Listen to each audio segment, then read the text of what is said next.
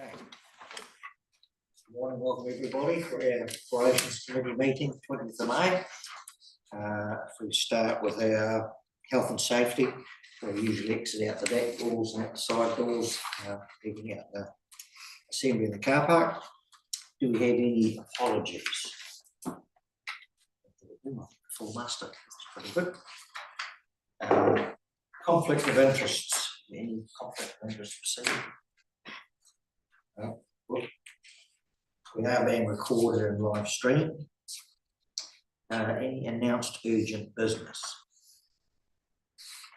I note that Mayor Murray is wanting to be away at 1 p.m, so we'll rattle through, and we've got another workshop this afternoon at 2 p.m. We don't want to miss lunch, so we'll keep going through. So minutes for confirmation, first of all, turn to page 5, we'll check through for accuracy. Page 5, 6, 7, 8, 9, 10, 11, 12, 13. If I may, Mr. Chair, on page 13, it talks to, under the building, the second bullet point, Chair asked who has discretion between MB. I know we talk about it being MB, but it's probably MBIE, isn't it? That's what we're referring to there. I think Ministry of Innovation and Building Innovation, and I think that's how we're referring to. So it just might be better there's a couple of. Page 14, 15. If we could quickly go through for matters arising. That's 5, 6, 7. I did mention about Balmoral Water Scheme, and I think we'll maybe get an update on that later on in the reports. With the changing regulations or things possibly being eased. 8, 9, 10, 11. Top of page 11, just regarding the Rotherham South Road. Has anyone had a chance to have a look at some of those driveways? I noticed there is 2, and I think one's probably not supposed to be their driveway, or it hasn't gone through the right process, but the one next to it is an old existing driveway, and it is not extended out 600 at all from the edge.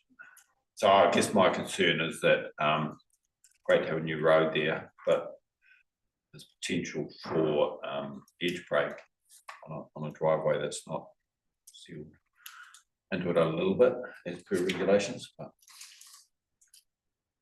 Mr. Chair, as I understand it, and maybe Charlie can clarify when it turns up, but all lawful driveways have been dealt with appropriately. okay, well, yeah. So if there are some that aren't meant to be there, or some that are meant to be sealed as a result of a resource consent and they aren't, then that's still on the landowner to get that work done, and we're dealing with those at the moment. Okay. Yeah, it's just I think there might be one that's been there for donkey's years, so it should be a lawful driveway. And There's certainly one that's been there for a long time, but it's under still under a resource consent application, and as part of that process, they were supposed to have sealed it, and they haven't yet. Okay. So yeah, so there's quite a lot of negotiations and time spent with officers and that property owner trying to navigate the complexities of all these things while that work was being undertaken. But there is a process underway to get that sealed if it's the one we're talking about. Yeah, because I guess my concern is that if nothing happens, that we've got a nice new road that potentially we might end up with a bit of edge break coming into our nice new road if it's not dealt with. Yeah, so again, if it's the same one that I think we're talking about, then I've given them a completion date. Yeah. That if they don't have it complete by then we'll commence enforcement action. Okay. No. Thank you. Just, have they applied for a consent, have they, or just trying to get the background, because is there a deposit that's paid? So what's happened when you do that, you meant to pay a deposit, is that to do the work? Oh, So Mr. Chair, has there been no, any, where's, no deposit paid, but the resource consent application is underway, yes, it's a change of. so we should have used that deposit really to got the job done? Because isn't it meant to be a, Yeah, through the chair, is it not a difference between urban and rural? Or is it, does it all, do you still, in a rural environment, do you still need a deposit? If you're. Mr. Chair, I'd have to get you, and I'd have to go away and get the right answers if you're after. So the question is did we take a bond? I think the answer is no, we didn't. But the next question is, should we have? I don't know the answer to that. But I'll find out. Thank you. Page 13, I noticed the building around the appeal of tiny home, Kerry may or may not be able to update us on that when it comes to that part. Page 14. oh, just back on page 13, the Church Cemetery. I don't think the leasee wants to really, I was talking to him at Anzac, it sounds like he was sort of doing it a favour and he just doesn't want, it's not economic for him to pay council a lot of money for something which is it's really doing community. And you know, so to me, what are we going to do with things like that? Because it just becomes a cost to our community if we put roadblocks in the way all the time. Is there a letter that's coming to the Cheviot committee around that or not? Am I dreaming something? What's that? Was there a letter, it's through the chair, was there a letter coming to the Cheviot committee, community committee meeting this week in that regard about the cemetery or not? I was Is that, talking to him too, he said, well, if they can't get what they're asking there, they won't be interested. right, so the through the chair, so the start of that decision making will happen at the Cheviot committee on Thursday night, is that correct? Yeah, but I'm just wondering how do we pay for all the paperwork, you know? Yeah. Because there seems to be all this paperwork, but actually nothing's been resolved. And who's paying for it all? Mr. Chair, well, that's we've got a timely discussion or workshop next week where we'll talk about all of those. If you remember a while ago, we talked about some of the challenges we've got, and that's one of them. There is an awful lot of paperwork that goes on, and some of that incurs costs in order to let leases or licenses for peppercorn. So that's very much part of that workshop next week. I'm just raising it, it's a thing that's slowly creeping in. And, you know, used to be, people used to have wee mobs of sheep and stuff, but it's not economic now to have that. So how do we manage? I suppose we can talk about it at the workshop, but, you know, it's happening already, so. Yes, Mr. Chair, I mean, the costs have always been there. We're just trying to be transparent with those costs. They've been sort of hidden before, or not visible to, not hidden intentionally, but not visible to everybody. Now we're declaring them, and we're trying to say, how do we deal with them transparently?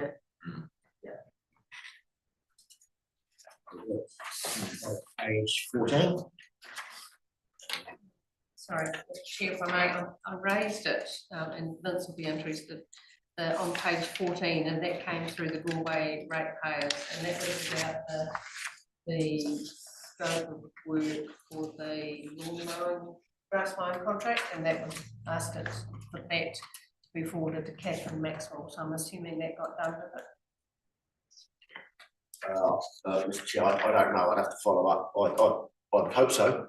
Okay, so that might be something that we might bring up on, you know, because that was what they were talking about at the Galway ratepayers AGM was that there were parcels of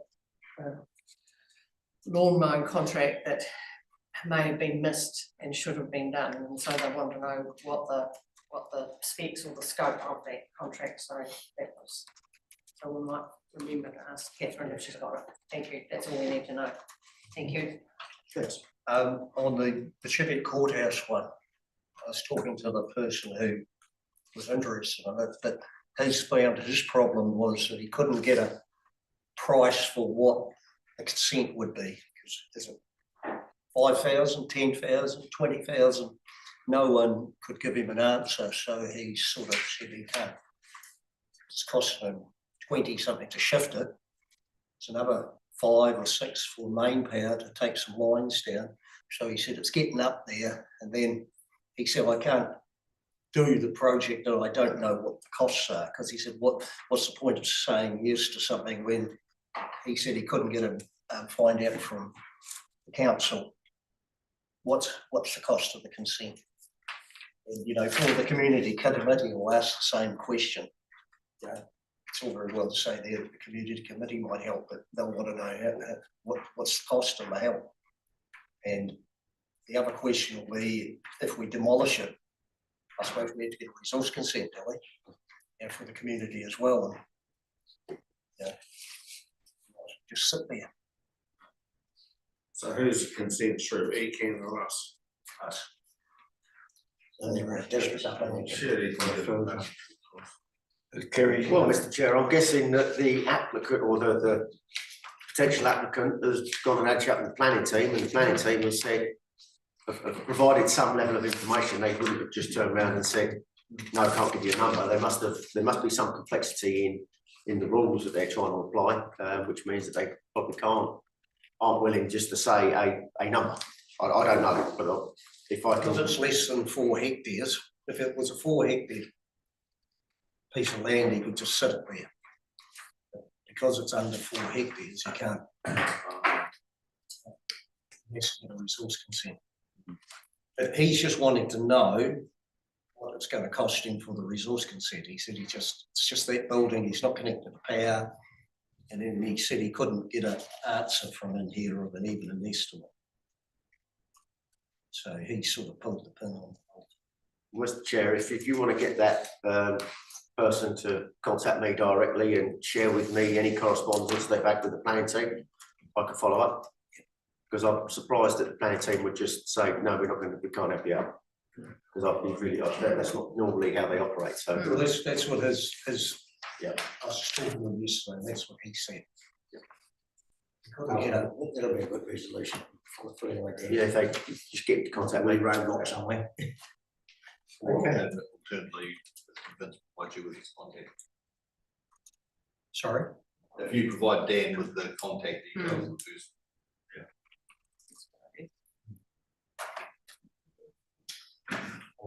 We go to page 15. I've got a question on 15, second line down. I'm just curious, because I haven't managed to get out there in the last round, how the Marshlands Road forward is holding up. You haven't been down that way, Fiona, or? I haven't been that way. I did see it was washed out on one of them. That wasn't. Or was it? I haven't actually seen it since it's all been rebuilt, but it's had a couple of hits with. No, not right there. since Charlie, then. Charlie, give Oh, me an Charlie, update. give us an update. He won't get. Okay. So we go to page 16, or over to 17. I know that Dan is keen to tell us some good news.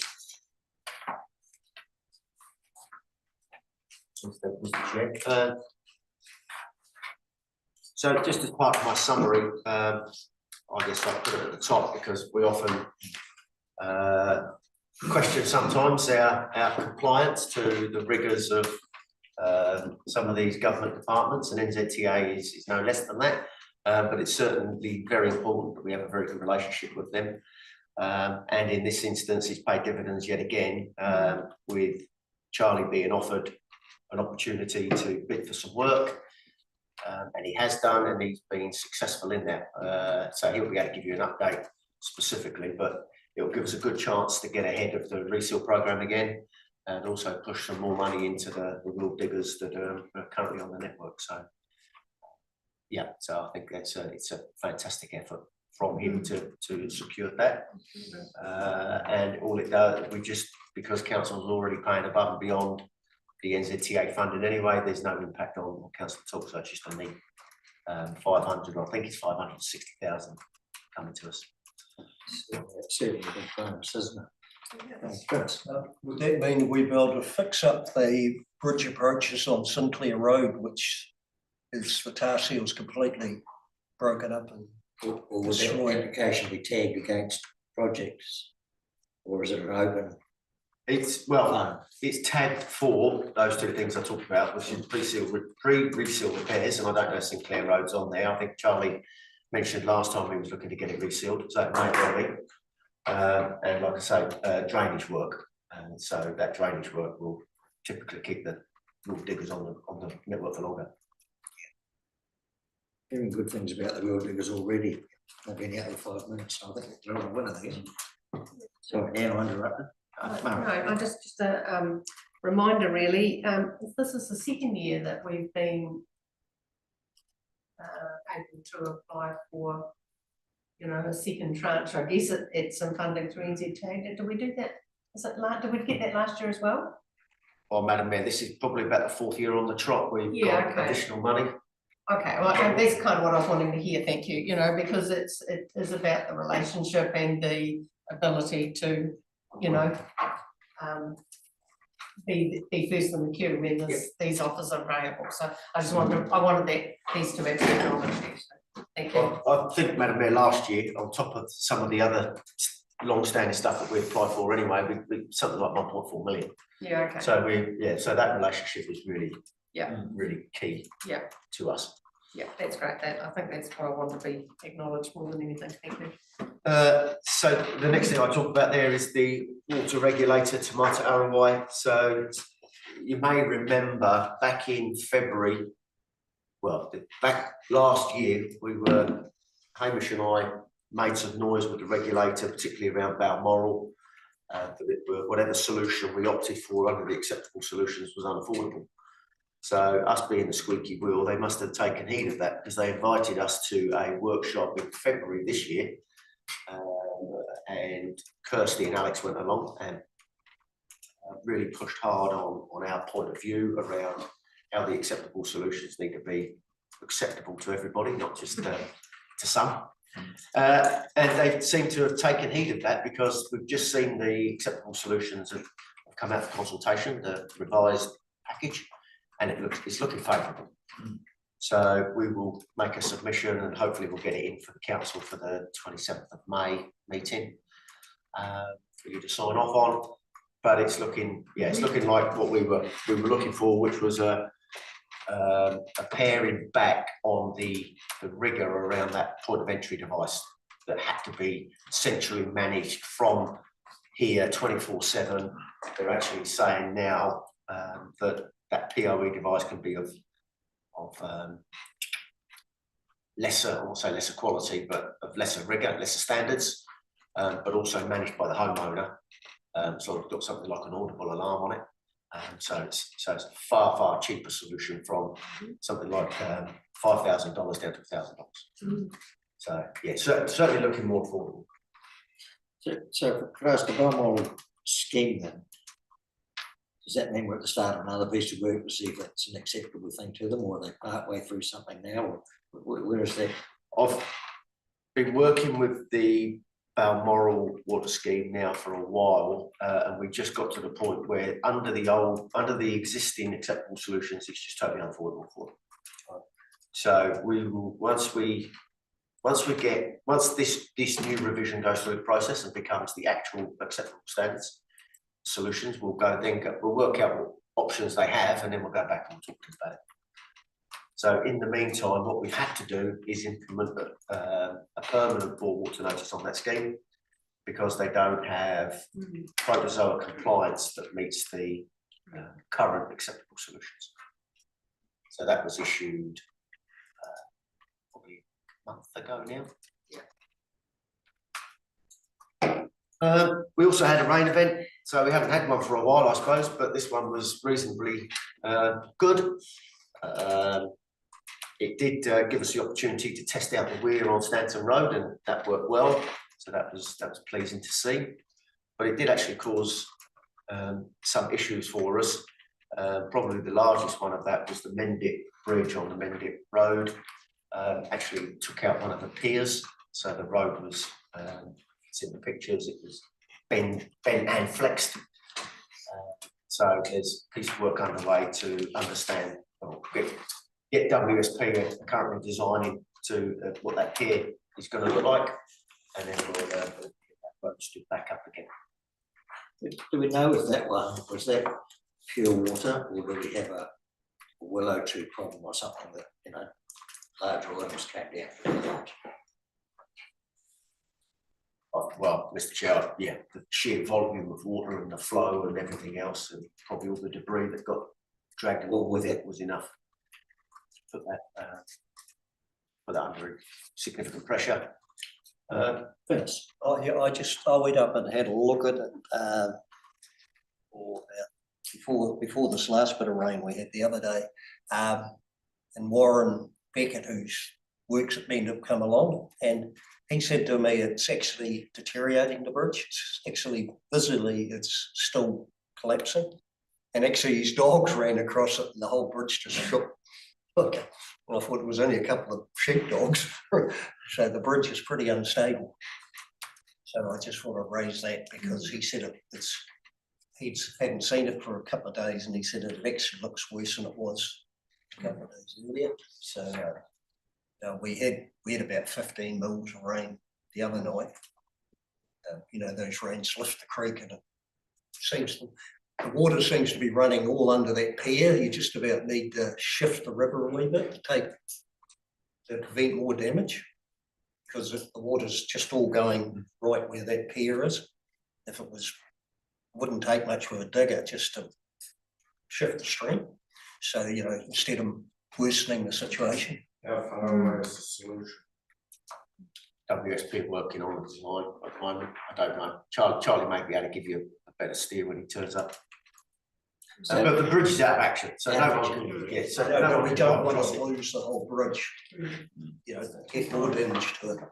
Yeah, I was just raising it. And that storm event, it did give us quite a lot of issues right across the network. In fact, some of the turbidity levels, and Alex may be able to talk about this a little bit more, but was very unusual in terms of what they were seeing right across the network. But it did give the Purina #1 a really good test, because we hadn't, all the way through the commissioning, we hadn't had the water of that quality to be able to test the site properly. So that was so we never want events like those. We know that they come, and that's why we built the network the way that we do. So they have come along, and it was a good test for them. Yep, the building team are continually working hard on that 100%. So I just wanted to give them a bit of a recognition for the efforts that they do put in. Every time in years gone by, we've just sort of glossed over every time that we haven't met that statutory time frame, but now they've really taken in-depth analysis as to say what went wrong, and they're trying to eradicate those systems out of the process. So that's good. And then the final comment is just about the Eastern Reserve, and I haven't seen it actually for the last couple of weeks, but I'm told that it's all green and it's growing well. So that's really great to hear. So the wicket block is that done to a certified clay standard, or is it just screen soil going on there? Oh, Mr. Chair, no, it's formally constructed as a proper Certified soil, yeah. clay versus. Yeah, clays came out of Yeah, clays came out of Christchurch somewhere. Yeah, out of a recognised quarry. Yeah. Yes. Just on page 17, the CSRs, I notice there's still a lot open. I've had a couple of phone calls from people who put in service requests and never actually ever heard back, and I've actually done one myself. I've never ever seen it recorded.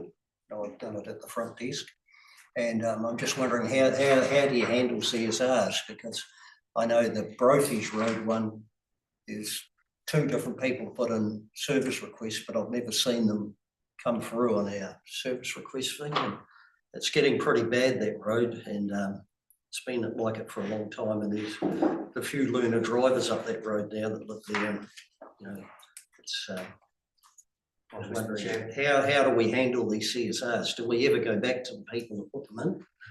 Well, Mr Chair, the process hasn't changed. They should still be, the team should still be going back to the individuals to say, this is what we found, this is the next course of action that we're going to undertake, or this is closed now. So at least giving a response. So that should be happening, and if it's not, we'll certainly look into it, and we'll look into those ones on Brokers Road as well. So we must be having a wee problem with it then, because I know Jane Maxwell wrote me and she had put in, and so had Catherine, and they'd never heard back about it. That's why they rang me, just go and have a look at it. And I'm just raising it now because it's been quite a while ago since they put it in. The road's just getting worse and worse. And I know I've done it myself, and I've had no response back, and it's been about 2 or 3 weeks ago. Yeah, I'll check. But absolutely, you should be getting an update back again. Or whatever means it comes in, whether if you phone it in, if we should be phoning you back to say, or if it's emailed, I mean, Naomi will talk to it maybe when she comes over, but absolutely, that's our MO, is to get back to the some person and tell them what the outcome is. And I know we've got a new measure now, checking where people haven't been satisfied with that result. So that's like a backstop thing again, which should fix this sort of thing. So. But I'll certainly look into it. Yeah. Because I'm just noticing since the rain events, the roads are actually needing a really urgent grade, because if we don't, a stitching time saves 9, and we're going to, by the time we do something, it'll be, you know, more than medium plaster. You know, it just gets worse and worse the longer we leave it.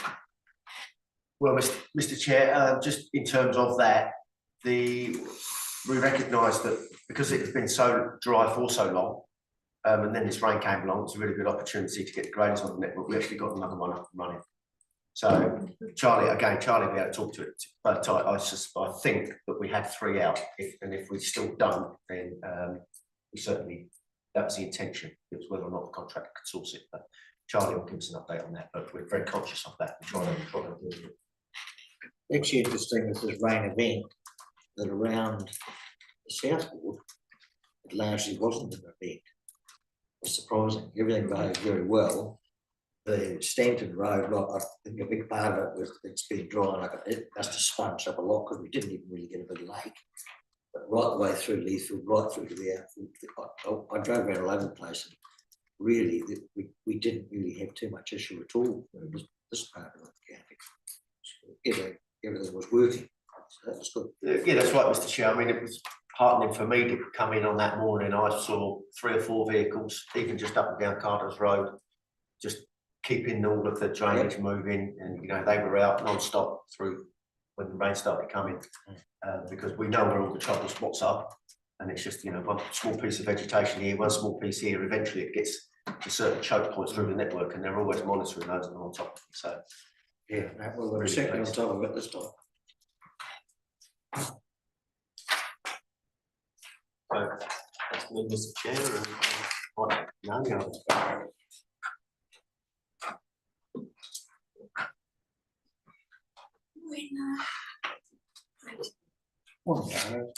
There's a great segue coming into this, actually. Thank you for those comments, because it does actually lead us into a bit of an overview on what actually happened in April for customer services. And it was a tale of like 2 sides and 3 sides, in fact, with the weather event. So your point on the fact that it was a non-event was actually played out for us with our phone calls and our emails coming in too. Like normally in a weather event like this, we get lots, you know, we're standing up everyone to be able to take those calls, clear those emails, deal with all those things coming in. But it was not a lot. It was, we had a lot of preventative messages going up onto Facebook, onto things telling people what to do, where things were at, and it seemed that the message got out. And I do think that, as Harris was saying, the preventative stuff was, you know, people were out there getting things ready, the culverts were cleared, there was, compared to in past. We'd actually, one of our compliments, one of the first compliments you see down there in the 3 Waters, was somebody actually phoning in saying that there was an officer out there in the culverts clearing all these things in the rain, just making sure these were all clear, and they were like, wow, that's amazing, you know, it was just seeing this person do that. It wasn't blocked, they were in there clearing and making sure that there wasn't going to be a problem. And it was a very grateful phone call that someone came through recognising that, which was great to see. That road, what was that road that you were talking about? Brophy's Road, Brodie's. Brophy's and actually Campbell Road. I put one in at the desk at Campbell Road. There's a huge hole by the golf course that everyone just can't get round now, you know, that and from here to Maori a lot wide. End of the seal, it's getting, I'm getting comments on it. I will definitely follow up on that and see what's going on. It's, as we said, nothing has changed in our processes. So if it didn't show up on the list when you, that week that you put it in and came through, that's a sign to me that something's happened. And I do wonder if it was a conversation that happened to someone saying, we've just had Councillor Daly tell us about this, and someone's gone, oh yes, no, we've already got that in the system, and so therefore it hasn't come through as a second one. It should have. It should still be captured, and we have a process where we add to an existing, so we don't make, you know, like 500 for one thing, but we do try and join them all together to make them into one. And I wonder if something's happened along those lines, so we'll make sure that is followed up. And I'll check on James and Catherine. Brophy's Road, I drove up it, it's pretty bad, it needs gravel because it's just down to clay and it's scoured now, you know, it's scoured the steep. Charlie will deal with the actual technical side of it, but I will follow up on the And I know those people have put in service requests. Yeah, so I'll check on that. We have actually, we provide some assistance to the roading team on closing service requests, on following up with people. So we actually have one of our team who they get the information coming back saying, right, these ones are all closed, and they phone people, they actually contact and go through. So we actually have dedicated resource around that. So it's surprising to me that that hasn't happened. It could be that they're still open, which is where they're not getting some follow-up. They should still be getting some progress on that. So we'll check on that. So your one on Campbell Road, Mitch, should have got an email on the 16th. Sorry? Should have got an email on the 16th on your Campbell's Road request. It's here in the system. Okay, so it is in the system. Yeah, and those other ones are in the system as well. They've supposedly had phone calls. So. I think we can take that we've put it in neon lights now, so it'll work out. So Dave, you hand up. I get it that people are snapping them soul and sending them and get all that. So much behind it is surely you've got processes in with core Durham Road checks and they're putting in the request and we're approving them to do the work, and was there a slow process? To me, it's the prevention is the people going around, you know, your road maintenance. I know you can't be on every road. If a road's gone, you know, Mr. Chevy and over there, we always know that. If a road's gone to a disaster, surely Cord would have seen it and put it on their work program that it needs doing. So we're not just relying on ratepayers to be the what's the word I'm looking for, the ratepayers to be Your eyes and ears. eyes and ears. So what's the process of Cord, who our contractors doing it then? So are they reporting on our network, or they are just reacting? Does that make sense? It's probably a Charlie question. Yeah. Sorry for the chair, and I've got a similar vein. I'd like to discuss this with Charlie rather than. Okay. If you can hold fire, Yeah. and put your hand up there, also, so we don't lose track. Thanks. I was just raising it to see how our system's going, because I just see people saying to me it's not working. That's great, and I'll take that on board and we'll work on those. While we're on our compliments, we also had a couple of compliments in both the waste education and library, and both of these were actually cards that were sent in. So that's always lovely when you receive a thank you card that comes in, as opposed to just an aside. And the waste education was from a school who were really appreciative of what was actually happening in the school and the benefit to the kids in there. And the library one was to of somebody who'd gone and had been trying to apply for something online, didn't know how to use the computers and got a lot of help doing it, but they wanted to actually thank all of the librarians, not just the person that helped them that day, because they were saying that every time they come in, they always get a great help and stuff. So that was really lovely. And just the one complaint, and the complaint was actually regarding the increase in the fees for cemetery interment and the fact that we've removed the unattended interment. So that was a discussion with that person. As you mentioned earlier, one of our progress measures for customer satisfaction is looking at whether we have to reopen some CSRs, and so in April we reopened 2 based on the kind of feedback we received today that something is not closed even though it has been closed off. So that means that 99.5% of the CSRs that we actually closed were satisfied on that measure. Looking over at our borrowing stats from the library, we've gone over 100,000. So already, that's not too bad. So in this financial year, so we've actually already hit the 104,798 books. That's the hard-covered books. And if you add in magazines and DVDs, that's quite substantial given the size of our community. We're still doing quite well with our electronics too, but you can see that people still prefer their hard copy physical stuff over the digital for most of our borrowers. Looking at our phone calls, we actually had fewer phone calls even though we had a weather event. So there's some interesting stories as we look at all these stats. So we had slightly down on our phone calls, but we also were closed quite a bit of April with Anzac and Easter. So it was one of the months where we actually had those right through. And I think a lot of people went away as well and didn't actually put them in. I'm sure they've saved them up for May, and we'll find out that in May. And that was much the same in our emails as well. They were also down. However, the snaps and solves tell a slightly different story, and they were up. And you can see on the 5 types that flooding featured in there as one of the types for this month, which is not a normal one that we tend to see. So that's the weather event coming through. And also showing that people do like to use their devices, to use their phones to take these. And we look to, as we've talked about, as we move to Datascape, we'll be moving to Antenno. So we'll be having a crossover period where we'll be doing both. So we won't lose snaps and solves, so people can still use those, but ultimately we'll move them on to Antenno, which has the advantage of us being able to push out those notifications as well. No, what's the sort of the time frame on that? Just a rollover. That's a very good question. So we are going live periodically with Datascape on 1 July.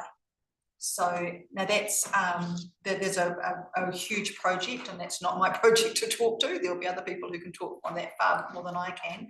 But that's a project that we're turning. The big part is like our financials and everything. So it's all of our systems going over to that. So the project is doing it bit by bit, and it's coming through. So the Snap Sense Solve going to Antenno is a low priority as far as we don't have to have that one switched over. We can muddle along, we can keep Snap Sense Solve, it's quite effective, and we'll come to Antenno as we get there. But for our service requests, which is the one that we report on with these, they go live 1 July. So that's going to be an interesting one of us getting our data for you and being able to see how we can do it. I'm quite pleased with what I'm seeing in the new Datascape system for us being able to run reports. We're able to get a little bit more data in a different way. So it's quite exciting. But it is all new. And of course, I was just up in Cheviot yesterday working with the team up there as they're learning the new systems. And for our outliers, we're going up to Hamner tomorrow and then Amuri next week. It's a lot to learn when that's only part of your role. So for our teams here, like our customer services team, this is their bread and butter, they're putting in service requests, they're doing that all the time. Whereas for our service centre staff, it's probably 80% is here's a book back. Oh yes, you'd like to pay some rates. So it's quite a changeover. So yeah, we'll watch this space. And that's our topical information was around the fact that we had a reduction in those phone and email inquiries, but that Snap Sense Solve was an increase. So shows that people come over to our interesting things over with the pretty pictures. So we have the libraries over the last month, and the main thing that was happening was school holiday programs. We love school holiday programs in the libraries, and there was a couple of things going on that were combinations with Serena bringing in her waste education, and that was turning t-shirts into tote bags, and some of them were amazing. You can see the photo of one there, but they were incredible, what people's creativity is, and there was also some weaving going on there. There's also been some 3D printing workshops and talks, and this was a member of the public, Hamish Trelove, who's a Southport person, an engineer, and he's a fan of 3D printing, and he wanted to just take an opportunity to use our spaces to teach people how to do that. So they were aged 15 and up, did some with the staff. It was interesting to see that when you'll know in budgets gone by, I have put in for several $1,000s for 3D printing. The 3D printers now that they're using are a few hundreds of dollars now as opposed to thousands of dollars, and seem to be reasonably effective. So we'll consider that, and you might see something coming in the budgets in the future. And there was just some comments from Mark about Ancestry, and Ancestry, as you know, when we were in lockdown, was free for home. So normally Ancestry, you can only get it when you go to the library. So you actually have to be in the library. You can get it if you're using the APNK Wi-Fi, or you can get it using the computers there. But during lockdown, it was made available for home. This was a decision by the Ancestry people, not from the libraries. Once it was taken back into libraries, the usage went down, but it's still quite high. And you can see that in this calendar year, so just since January, there's actually been over 1,000 accesses into Ancestry. And Mark was helping one person recently with their search on Frederica Carter, and of course Carter's Road, Amberley. So she was the founding person for Amberley. This person was looking up their ancestry relationship to her, and they lost her. So there was a lot of and all of our books and everything, it's like she just vanished. So she was there, she went broke, she borrowed quite a bit of money from her sister-in-law, but then just vanished.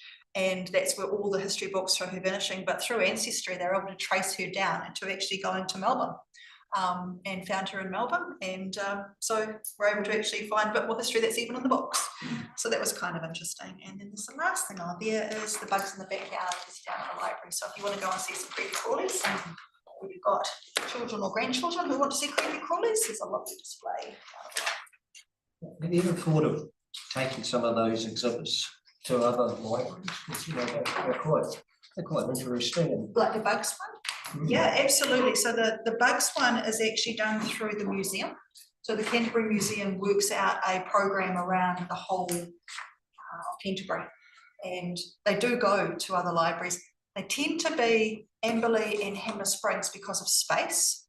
A lot of the libraries don't have enough space to have some of these displays. They can be really big and take up a lot of the real estate. Now that we've actually knocked a few walls out in Cheviot, we're actually looking at saying we could actually take some of the smaller displays, like this one's not too huge. We could actually possibly do that one.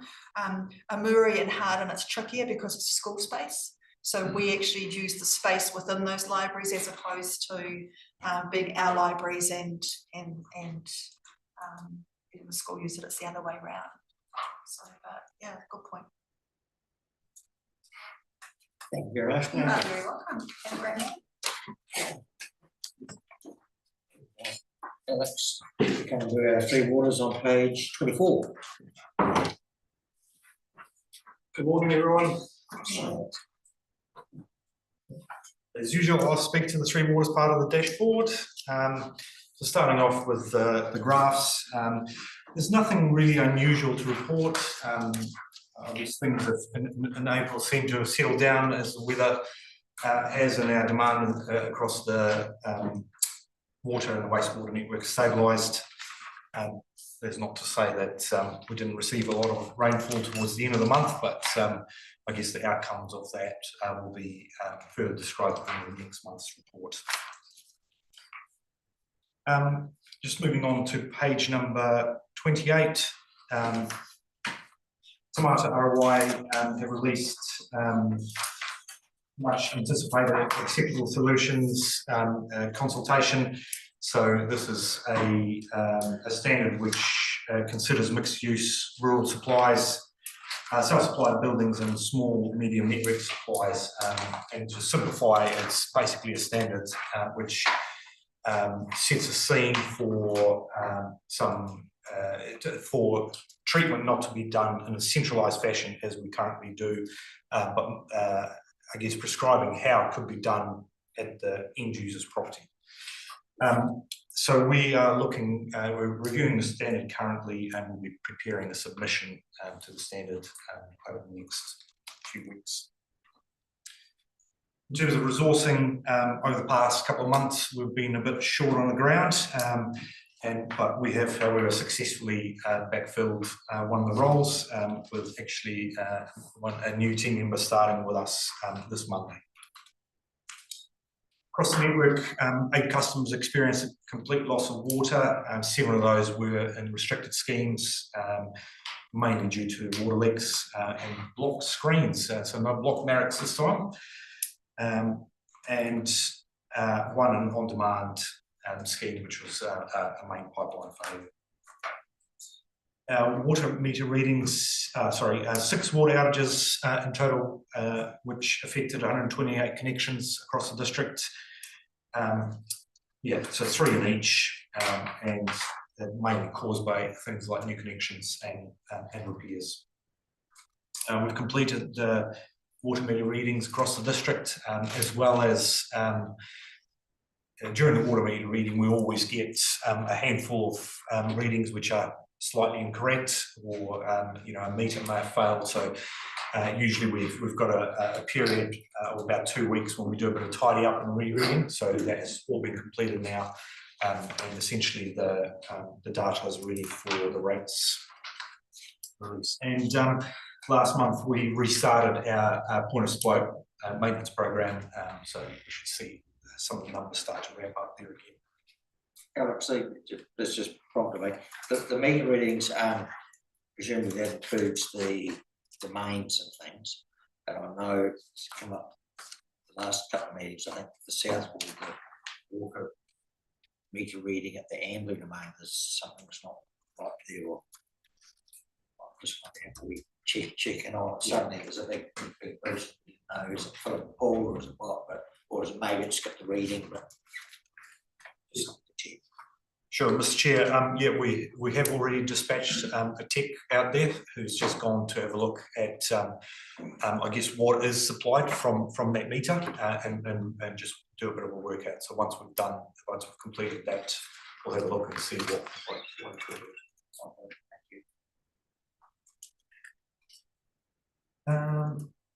Just moving on, around the data and communication. So Sam's done a lot of great work in getting the preparation completed for commissioning of the Kaiwara water treatment plant, and I'll give you a bit of good news ahead of next month's report. The plant has been commissioned and it's now operating, so we'll be evaluating the performance of the plant over the next month or so, and we'll be looking to lift the boil water notice for Kaiwara scheme after that. In terms of electrical maintenance, this last month we focused primarily on some of the jobs that have been sitting around for quite some time, and I guess the theme was preparing our network for winter. So a lot of our pump sheds, we've had no heaters installed. Those heaters have been now been installed, and we looked at introducing some extra battery backups ahead of the winter months, just preparing ourselves for those times where we don't have as much sunlight. So that means that our solar panels at some of our sites are not charging the batteries as much as they would in summertime. So it's replacing batteries, installing more uninterruptible power supplies, just to give us a bit more resilience around the communications and data acquisition around the network. Just on the electrical, are you keeping a bit of a run on our cost of our electricity? And with all this new kit, how much more electricity are we using? How many more units of power are we buying? Because we're getting more and more complicated, which uses energy. I just wonder, we need to keep a bit of a a run on, because you see on Jason's report, it says our electricity's up a lot. And I asked that question and he said he didn't know, so I'm just wondering if you guys are keeping a bit of an eye on that, because it's all very well having all this stuff, but it's the cost, the running cost of it all. There was quite a long period when we were getting electricity costs were always, usually below budget, but now it hasn't rolled the other way on some of them. Yeah, but it's the units of power you're using, how much extra. Well, Mr. Chair, in terms of predicting, that's really tough, because the plants are used dependent on the demand, depending on the conditions that we're operating in. So we don't try and predict it, but we do make allowances for it. So we do try and put some money in the budget to accept the fact that it's going to be higher than it was last year. So that's generally how we're operating at the moment. It's just saying it's going to be more, and we don't know what that is. So when we've been running the plant for a while, we'll start to have a really good handle on what those are, so that we can get the costings right. Yeah. Probably through chair leads into one of the things I've been thinking about in the past, and maybe it is because we're increasing electricity. Maybe if we use Hiranui One as an example. So when the whole thing was redeveloped, remember the piping system and the infrastructure was probably designed in the 80s, and now structure has changed. Was it designed for fit for purpose for, increased demands of carrying capacity, and stock will change in carrying capacity? May explain, Vince, why the electricity is a lot higher if you go on your system, put a on Baines Road, it's still sitting in whatever 20 mil or 25 mil pipe. Did you have you been upgrading the pipe sizes since then, making them fit for purpose, or has it just stayed? Did you do? I know we've done it all for Protosire stuff and done that fit for purpose for all the towns and the people.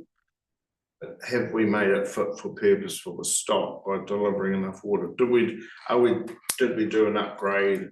This 80 million of water debt we've got now, is what proportion of that would come to upgrading pipe sizes and delivering more water, or is it all based on just quality of water?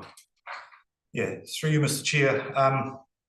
It's a bit of a tough question, but I'll do my best to answer that. So, in principle, the Hiranui No. 1 scheme was designed to initially supply about 2,100 units. I believe that's a theoretical design. In reality, it's probably closer to 1,800 units. We supply roughly about 1,600 units. Our current consent is actually, as we speak, is going through negotiations with the Environment Canterbury for upgrading. So our current water take is limited to about 2,400 cubic metres per day. And we're looking to increase that to about 3,200 cubic metres. And that's with a view of resilience and I guess not so much for human population growth, but for the growth of the stock population across the scheme. Have you finished? Oh, sorry. I was going to make it a little bit more simple to understand, I think. So to answer your question in short, yes, and we certainly are, as we upgrade our mains, we do upgrade them to ensure that we've got future growth in mind. Yeah, that's right. So the last couple of sentences, I think. So, sorry. Well, I think we've given some really good technical detail, but essentially, when we come across these, we have to look at what's the growth like across the population. So that does get considered into it. But what we don't want to do is over-capitalise the plant on putting too big of pumps and too big of pipes in when we are building new. So it's, as Alex says, we're trying to strike that balance right. So I suppose what I'm saying, 80–90% of the water is going to stock. Yeah. And rightly so, if the tariff goes up, the water regulations change. Fastest way for me to reduce my rates bill is to put my own water supply in. So, yeah, and that's And so, you know, I don't, the economical argument that we've always got. Essentially, the plant can handle far more water than what we're pushing through it. But we are constricted in the network depending on where people are and whether they want more water, depending on the pipe size to get it there. So last year in 2024, calendar year 2024, we used overall total council 8.4 million kilowatt hours of electricity, of which 7.6 million was for water supply and wastewater. The 8.4 million for the year, compare that with 2019 where we used 8 million. So it's a 4% increase in electricity overall over 1, 2, 3, 4, 5, 6 years. So I don't think our electricity usage is climbing that much. Good comment. Look, I'd just like to make a positive comment here on the power connected to the Colverton Memorial, and if anyone's going past there at night time, it's a fantastic memorial with the lighting on it, whoever designed it, did a fantastic job. So just a comment here regarding that. Take note when you're driving past at night. Fantastic. Mr. Chair, we certainly can't take credit for designing it. But our part in there was just simply to provide a bit of help to the community to make sure that it went ahead on time. Yeah, and that was much appreciated. Thank you. Just moving on to the treatment plant performance, as everyone probably knows, we've experienced quite a significant rain event in April, and as part of that event, we've seen the Hurununa One Water Treatment Plant, be used what it's designed for the first time. It didn't quite go as smoothly as we had hoped, but there were just minor tweaks of the treatment system, which treats the drinking water, performed really well. It was more the treatment system that returns the water back to the river that wasn't quite calibrated, and it couldn't be because it's the first time where it's actually treated actual high turbidity water. So once that was completed, the plant performed quite well.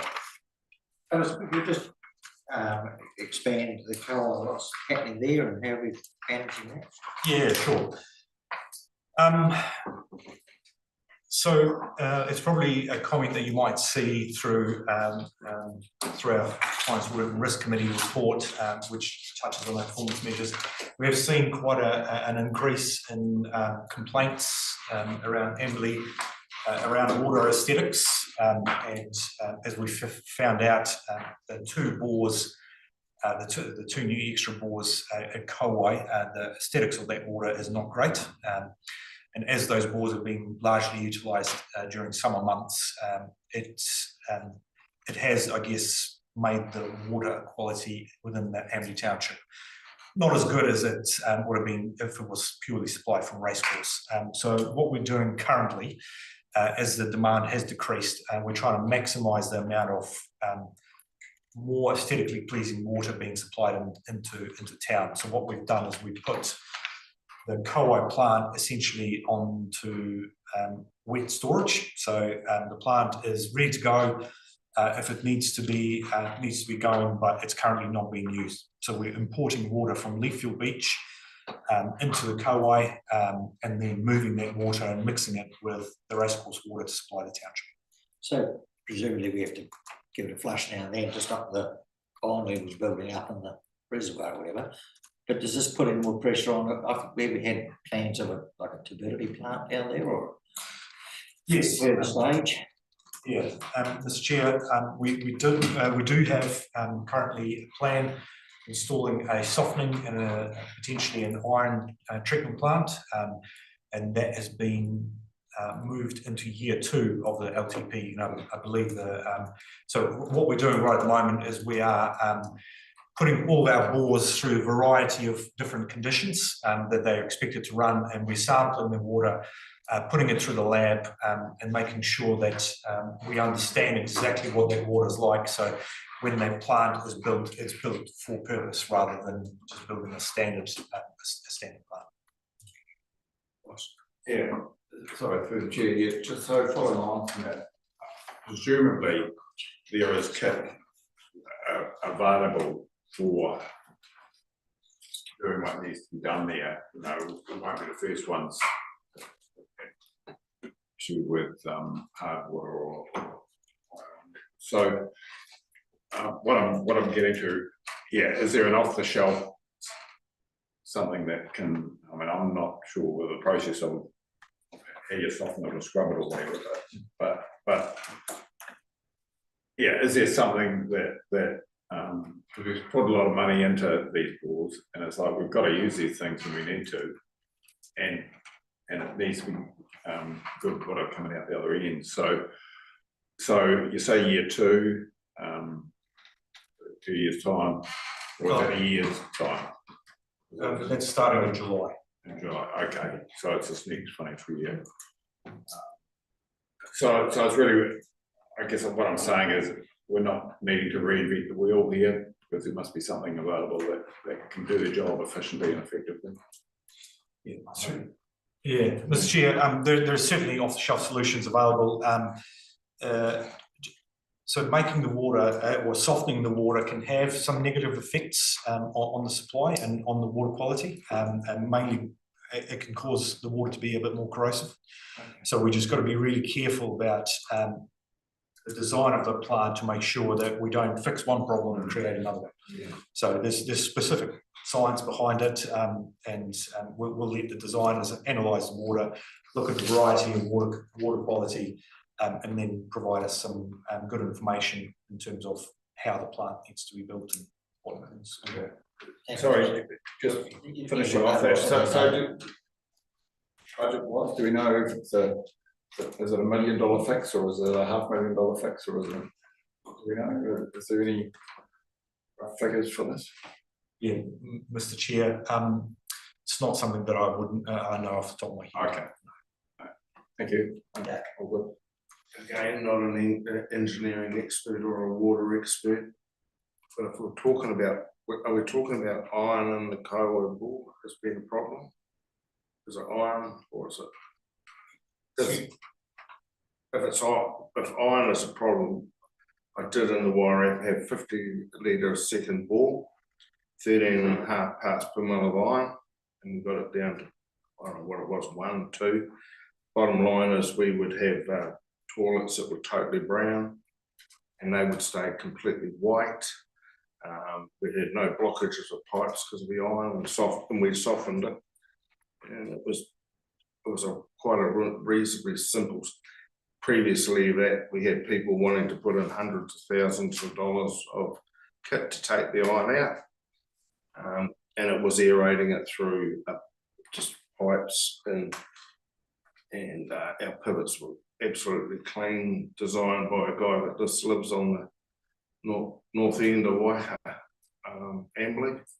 So if it's iron, and it's the type of iron, it's just an overnight fix, and then you could, out of a pond, you would have to treat, but I don't know if it's iron. That was a pretty simple solution. Mr. Chair, so it's not just iron that we're faced with, it's the hardness, which is essentially dissolved calcium within the water. So Amberley, the Kaiwai is obviously, we've got 3 bores there, one which is older, and also at Smiths Road, we have had, this council has previously operated aeration towers, so they did not provide a simple solution in the past. So there have been some built that didn't work out as well as we expected. That's why we're going through the process of making sure that we sample the water, get it analysed properly. We look at the variety of the water conditions that can exist, and make sure that it's, we design something that's fit for purpose long term for reticulation. Thanks, Adam. We've got full confidence that the teams will over it. So.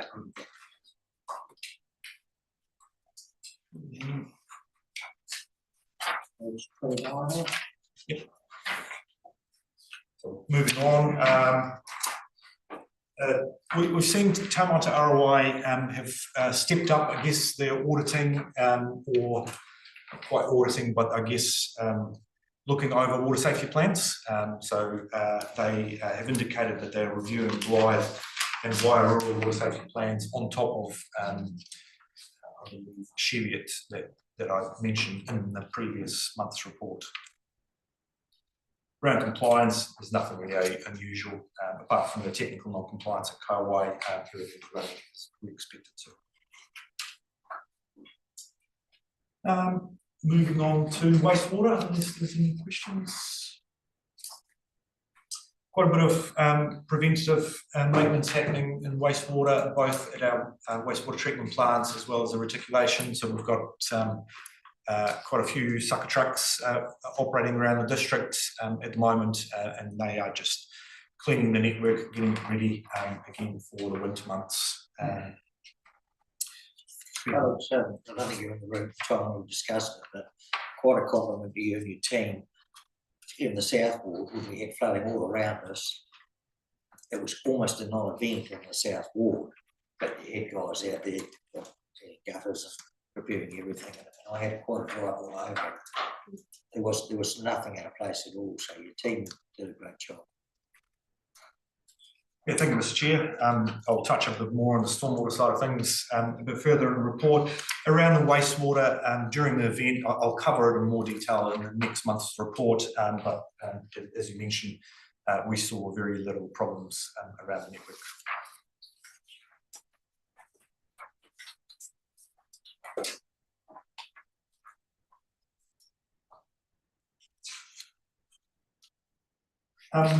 So surveys have been completed across the network to record manhole levels right across the district in this particular report, covering Leafield and Leafield Beach. And that's again just to make sure that we don't have any manholes around the network where stormwater is likely to inundate the wastewater network during those heavy rain events.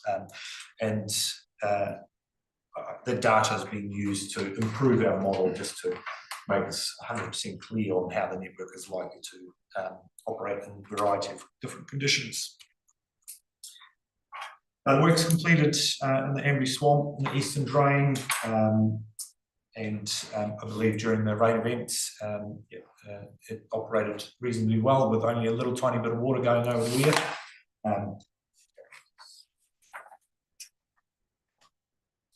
So, although I'll cover the storm a little bit more, but in terms of preparation, the team was very well prepared for this event, and so we had installed pumps where they need to be installed. We had contractors on standby ready to go to open the lagoons and the river mouths. The Mimimoto Lagoon was open on 3 occasions whenever the consent allowed it to. So we saw no problems anywhere around the network, and it was reasonably fortunate that the Kauai River mouth required opening only the week before, so that managed to blow itself out. Yeah.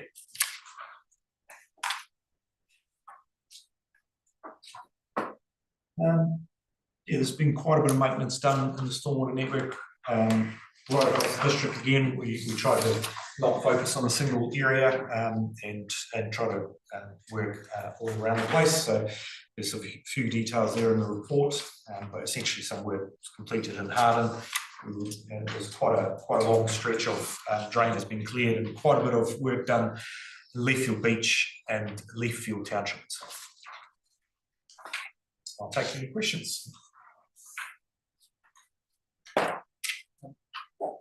We sorted out Chamberlain's and Montgomery's Cheviot from where there's that booster pump at the showgrounds back up to the record pump at the State Highway. When one of those pumps comes on, it sucks out the water and they don't get any water from the scheme.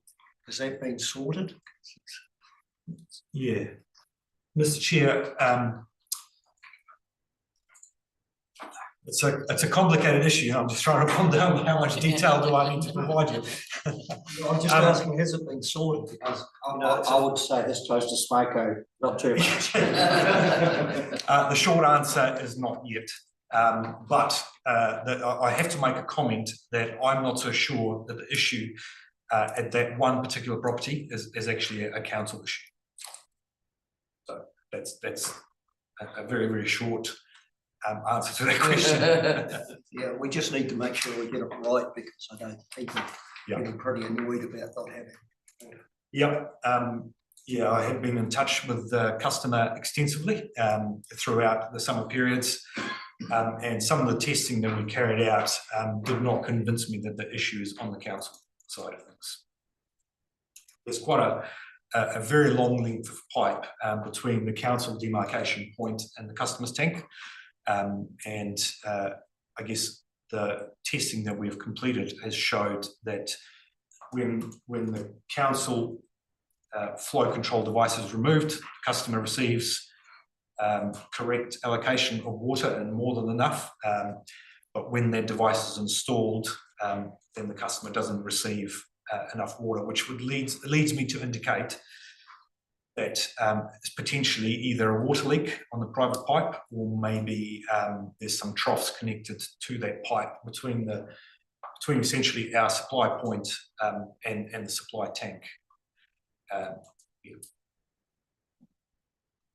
And it is the only property on that line. There's about 14 different connections between the two pump stations that I'm experiencing no issues. Thanks, Alex. Well, I think we're all happy with Broken Smoko now, but thanks again to your team that were out there in the raincoats. Thanks a lot. It's looking good. Right, so what's on the feedback? 10:41, it's 10 minutes enough for everybody. I lost the train. 15 minutes. You were shaking your head. So I'll sit back in 15 minutes. We'll wait for them.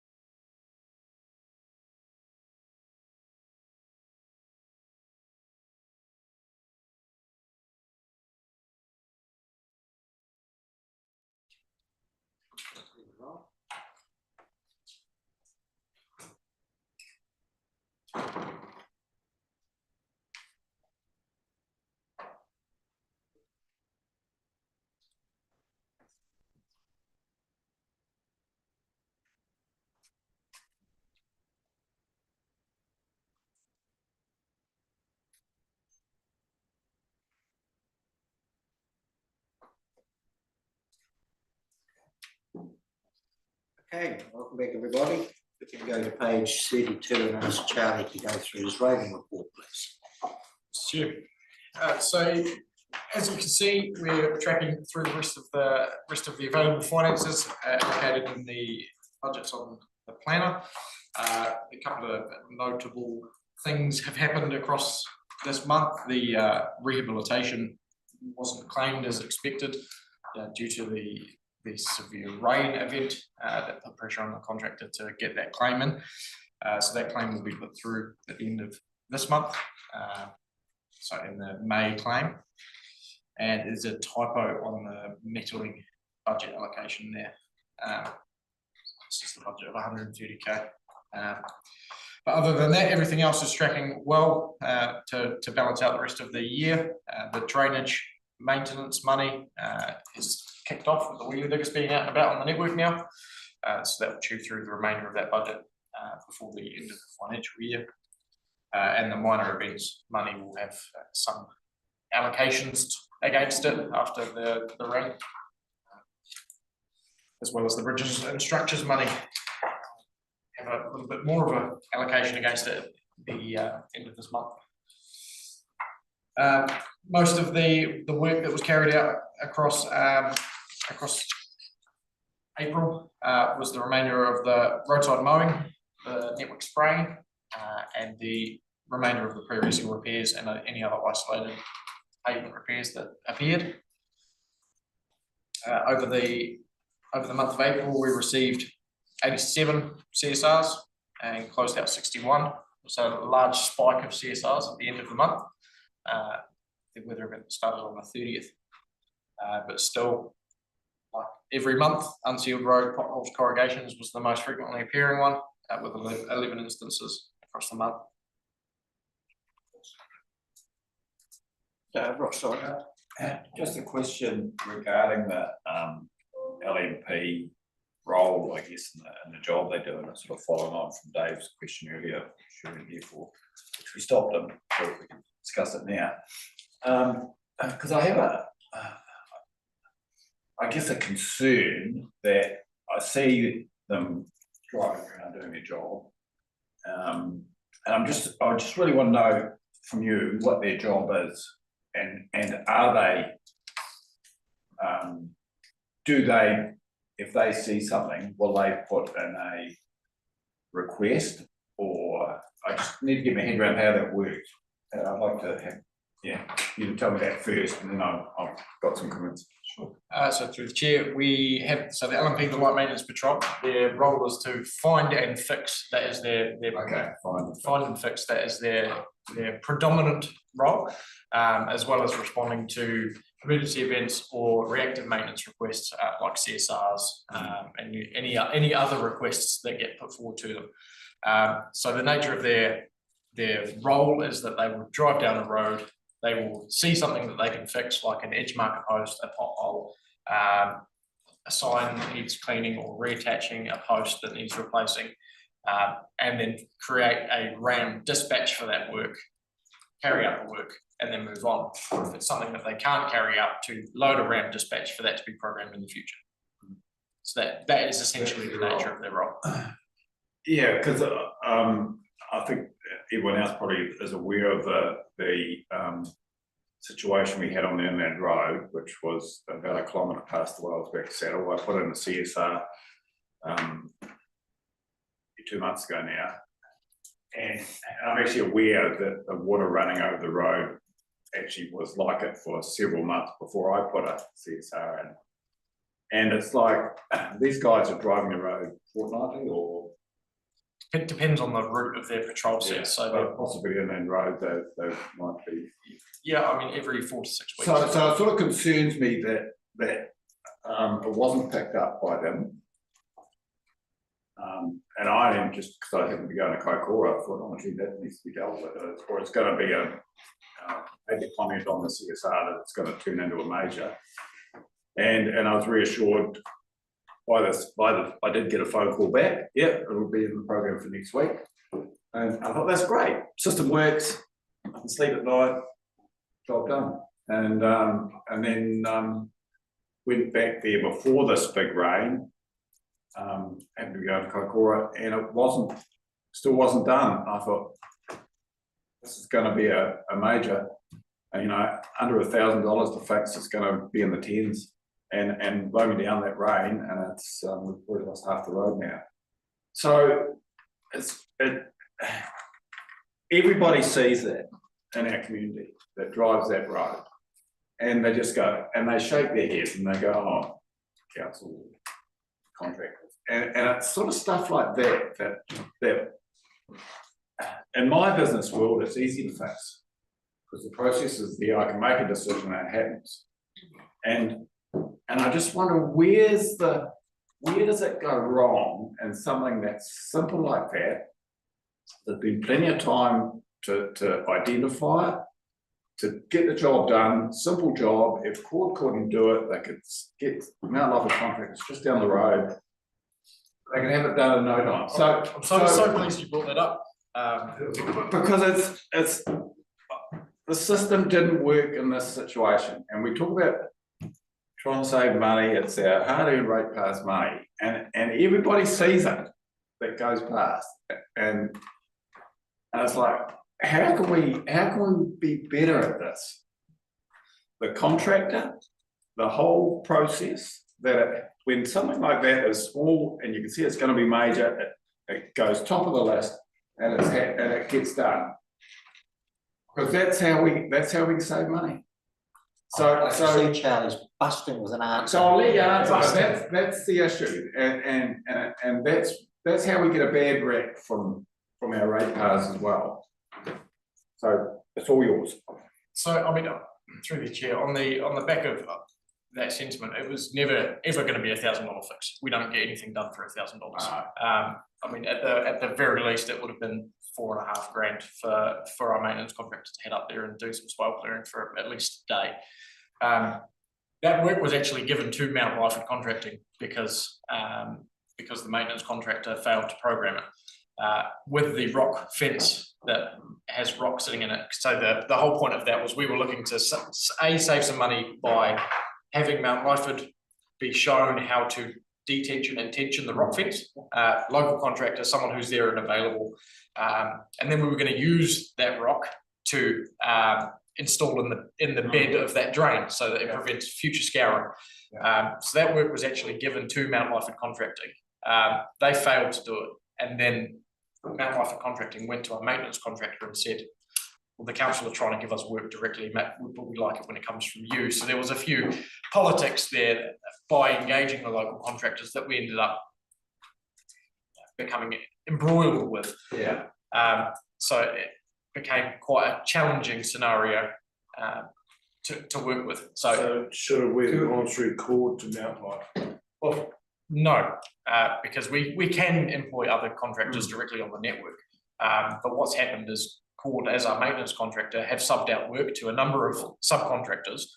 And then when we get the PIP with the maintenance contractor and decide that we're going to go and allocate that work out somewhere, 9 times out of 10, that's received really well. And those subcontractors will go off and they'll do the work, and arguably it might cost us less. We might end up with a better product. But on this occurrence, they didn't, and then they forgot. So I've already had that work reallocated again. So that rock wall and the drainage up there will be done by another contractor. So this was unfortunately just a domino effect of failings on this particular scenario. But we were aware of the drainage that needed to be done up there. And the long and short of it is that we don't have additional drainage money. So the wheelie digger coming onto the network is the remainder of the drainage, the routine drainage money. And that's making a profound difference if you've seen it. But up the inland road where it is an isolated area and you generally allocate work packages, not an individual drain to be cleared, because it's not cost efficient for anyone to travel up there and do 4 hours of drain clearing and then return back to somewhere else. So that's what we're trying to do is correlate the work to get both best value for money but best product at the end of it. So I'm guessing that sounds like a big learning curve all round. So are you happy with that, Ross? I can see you're not. Look, I hear what you're saying, and I guess I'm hoping there's learnings from it that we can actually be better at it, because in my business world it's very simple. If someone mugs me around, that's it. I don't use them again. You know, it's like you work with the people who you get on with and are reliable. And I appreciate your answer, but I just want it noted that you say it wasn't a cheap fix, but there's some little rubber tired diggers on trailers that could have prevented that water running over the road, and relatively cheaply early on, and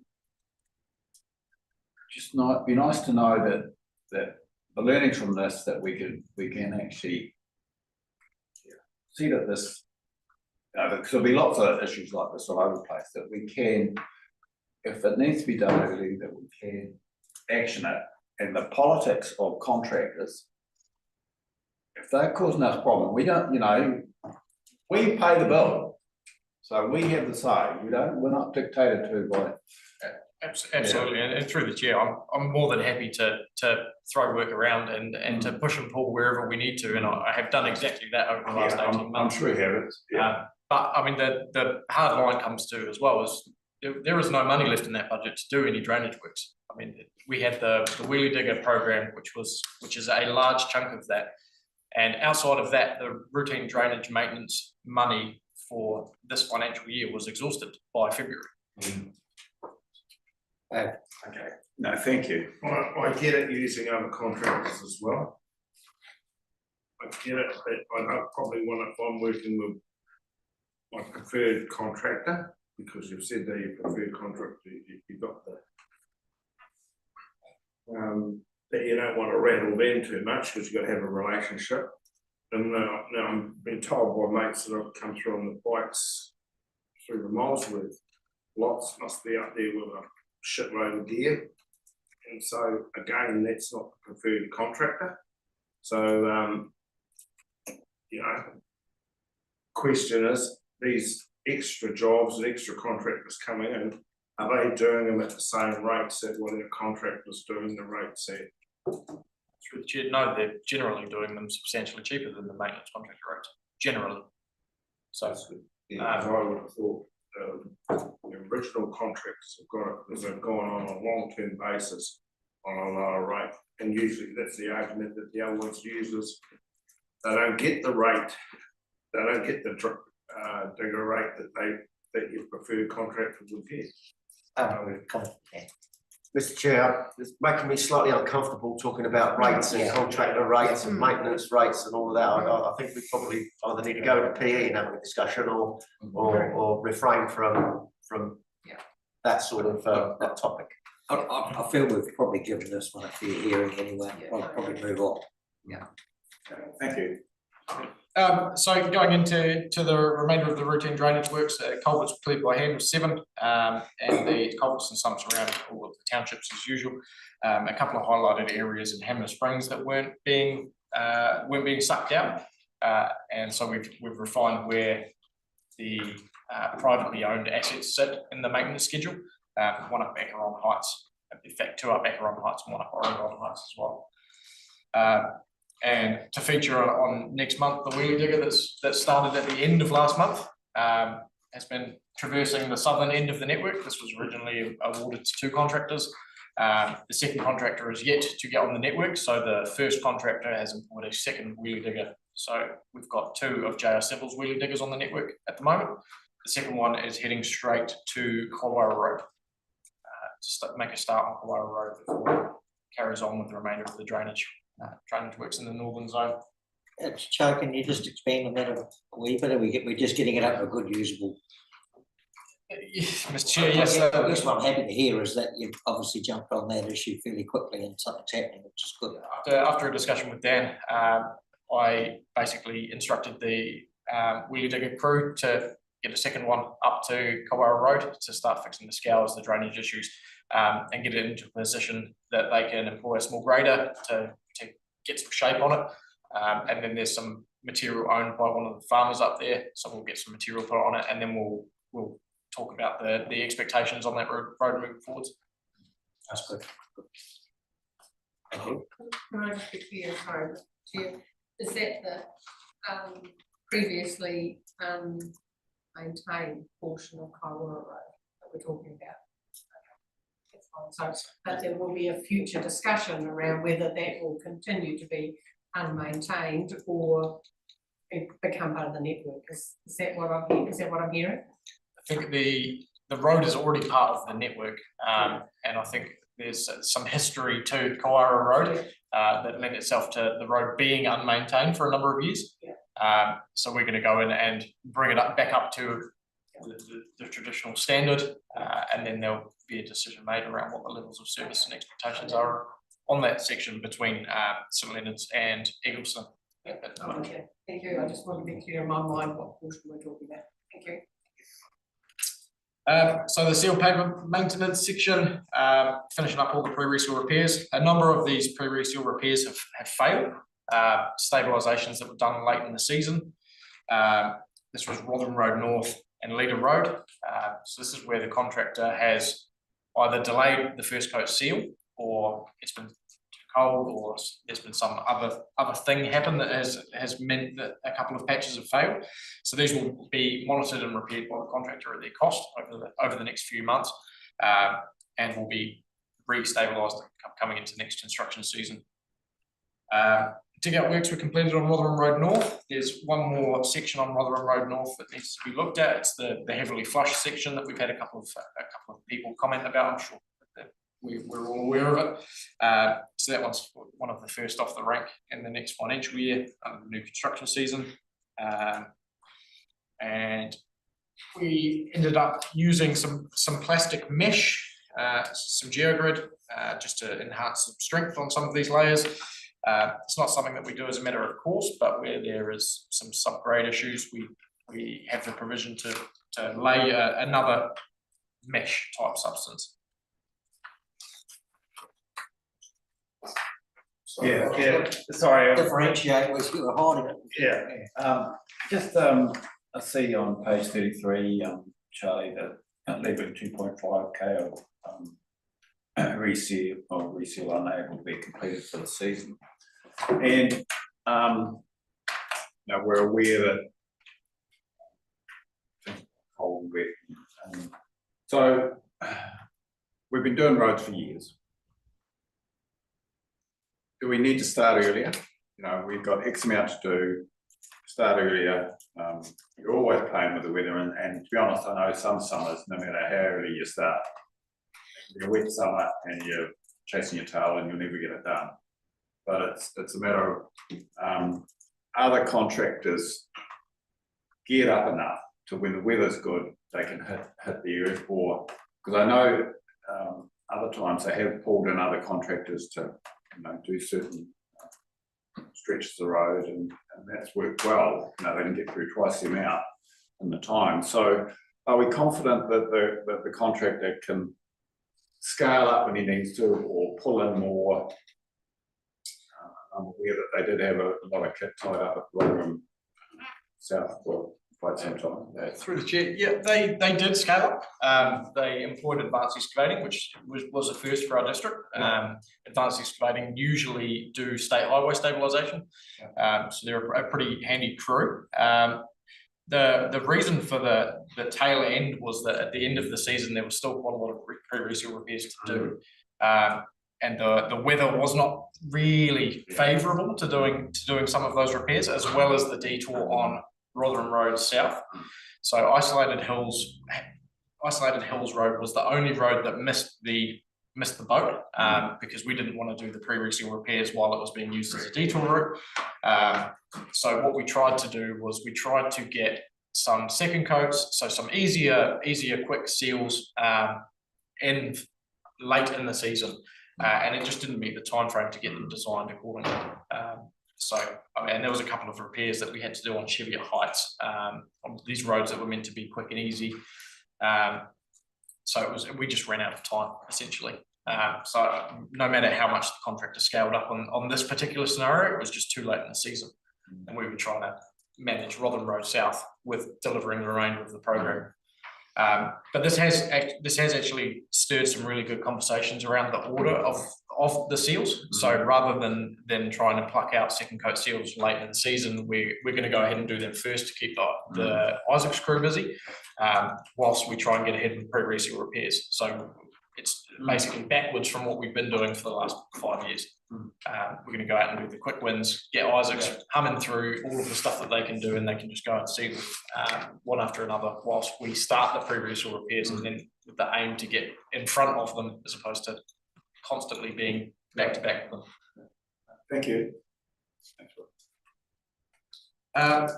So we've totaled out with 25,000 square meters of stabilisations, and just over 8,000 square meters of dig-outs.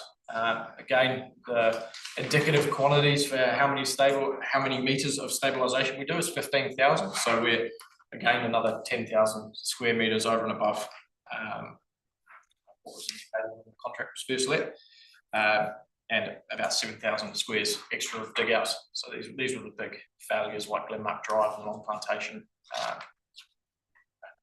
There was no other option but to dig them out.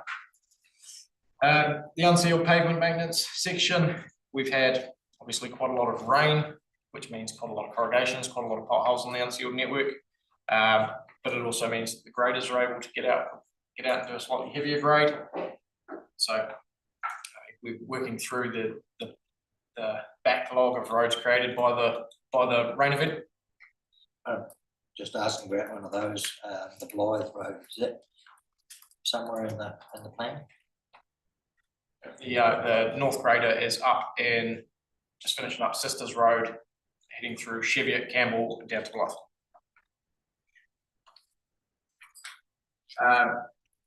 So they're working through the backlog of the roads that were impacted by the rain, and with the Mendip Bridge, we had to prioritise Hookham Snibby and Linden Road and a number of other roads around some of the structures that were closed over that weekend or suffered some sort of flood damage, like Linden Road, River Road. Just on Mendip Road, it's actually the photos could give people a bit of an idea when I commented before about shifting the stream, because it's quite interesting. Cliff Thomas, the river engineer with ECAM, talked about the Rangitata Bridge, how the railway bridge got washed away. It was because the river was constantly attacking one pier. And I think we've got to look hard at all our bridges and go around and, there might be some work need done to shift. He said it because he said over time, shows you it happened on that rail bridge, and he said the state highway bridge, the same thing was happening. The river had just worked and worked and worked in there. There's quite a few of our bridges that are the same thing. It's a very expensive when it washes out, where it could be just a half a day with a bulldozer. Yeah, Mr. Chair, just to, I guess, follow up on that point, that was something had to give in the roading budget when we didn't get all the money we were after from NZTA, and that was part of the budget. The original budget that we put up was to include looking hard at all of our expensive assets like our bridging and making sure that the rivers were behaving themselves.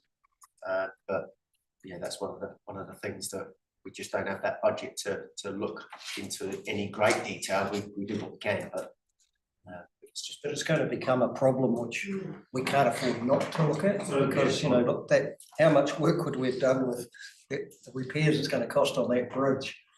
How much work could you have done on controlling your rivers? The amount you're going to spend to fix that would have gone around and shifted it's just a maintenance thing. Yep. And you've got ECAN on your side, you've got your river engineer saying that this needs doing, and if you can give examples on the state highway network where it's in the rail network that it's happened, and it's happened here really, because if the river had been shifted a bit, that wouldn't happen. That's David, you have a comment? ECAM's river engineer is a lot different than consenting. So probably the more important question is, I'm sure we have we got the consents that we can go and do whatever we want to do in our bridges now? If we need to move a river, when it says moving the river at Mendip, I think, oh, it's going to be a nightmare. Have you got the consent that you can go and do it? I don't know. Probably have, because it's a strategic asset like a bridge. yeah, Mr. Chair, in many cases, it's actually a permitted activity that we can do it within certain bounds. But we can, shift rivers or extract material. So, yeah. So, yeah. But like I say, we've got 282 bridges or structures across rivers and streams and creeks. And we really wanted to look hard at that and try and protect all of those assets, but that was one of the things that we've had to forego when we put the budget together. Thanks, Dan. Ross?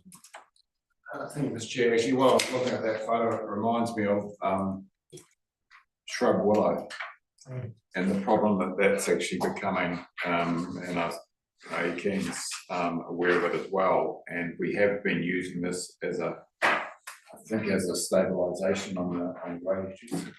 We as a council or the contractor's been using shrub willow to stabilise instead of say a rock basket or In some on the leader road. In some instances, there is willow Yeah, walls, yeah. because I think we perhaps need to look at our policy of using that.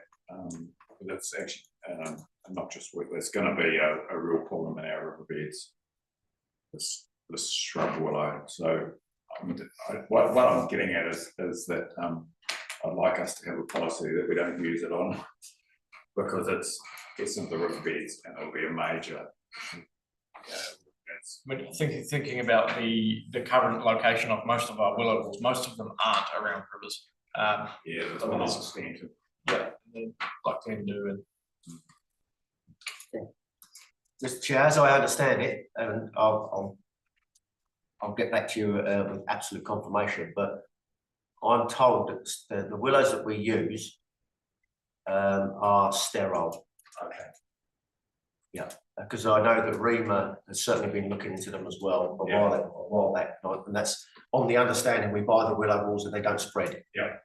That's what I. That's good. But Yeah. I'll let you know. That's great. That's the case. Thank you. Just on the Mender Bridge again, the other pier has got willow trees growing right inside it, which will be helping undermine it because the roots get in and then they get washed away. And we'll have the other pier go as well. So, there's a bit of work. Yeah. But I just worry about what other bridges are in the same state, and a bit of simple river work would protect them. Mr. Chair, just a comment, and I think these are all valid points, so maybe we should have kept it more in the budget for roading, knowing that we had all these issues rather than dropping the rates down so low. If you have anything you want, as long as you can afford to pay for it.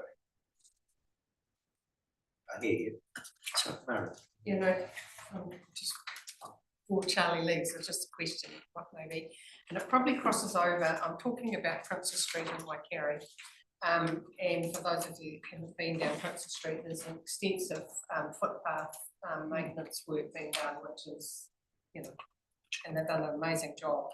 But I've received a few phone calls, and I'm sure maybe Dave or Karen will as well, around Princess Street roading.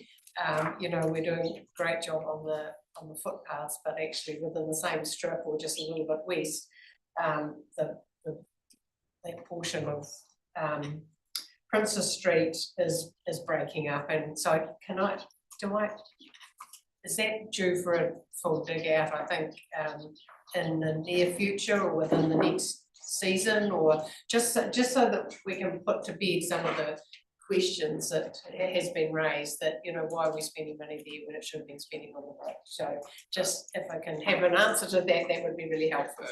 So through the chair, the two parts to that. The footpath money is only for footpaths because I think it's DC related. Yeah. So all of the fish hooks that come with having it DC and unable to be moved away. And I've shared that part of the equation, but I just needed confidence that the rest. The second part is that that section of Princess Street just outside the school is marked up, and we're just waiting to determine what methodology we're going to use to repair it, but it will be looked at in this coming financial year. Yeah, okay.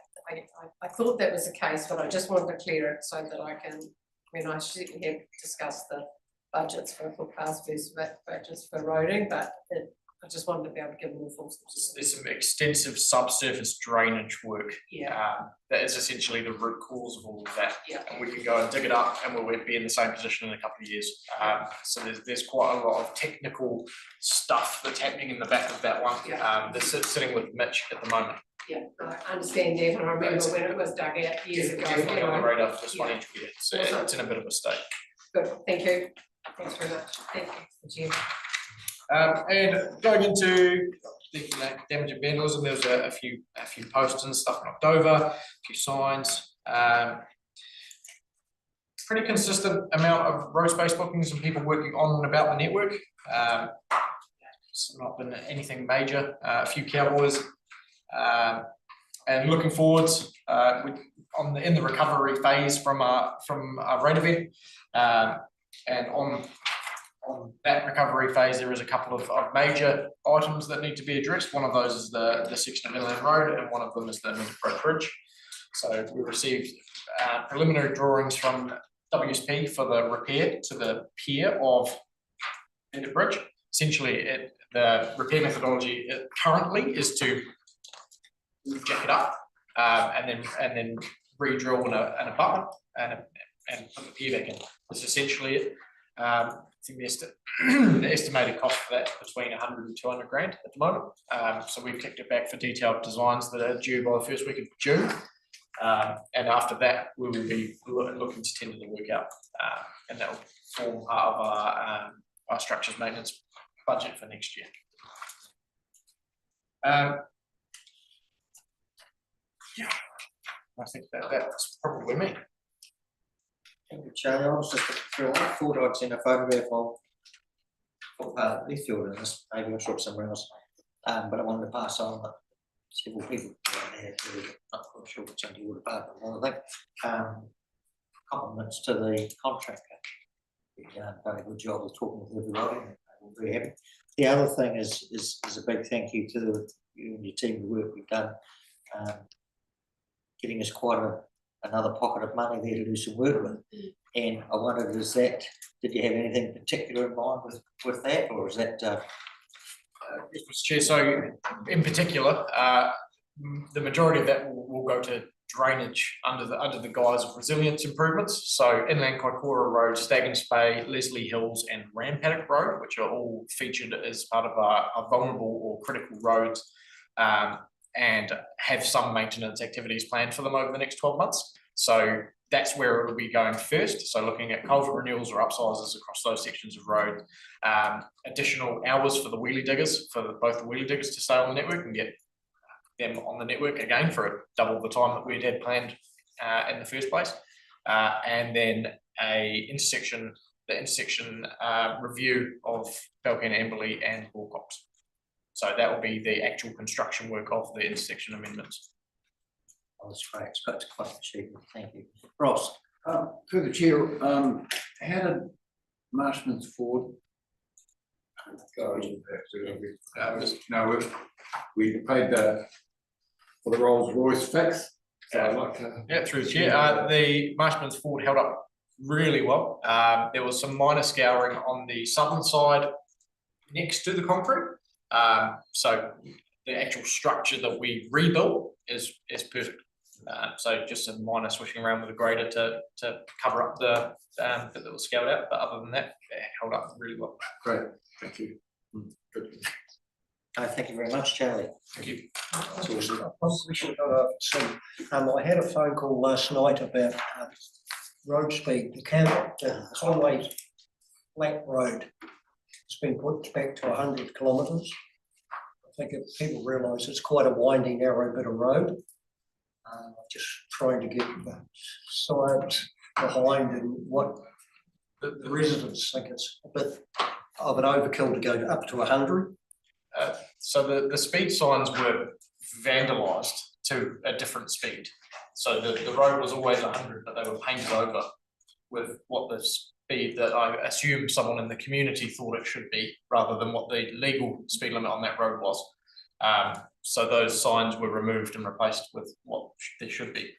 That's the high and low. It wasn't a reversion of a speed limit. It was replacing a vandalised sign with a new sign.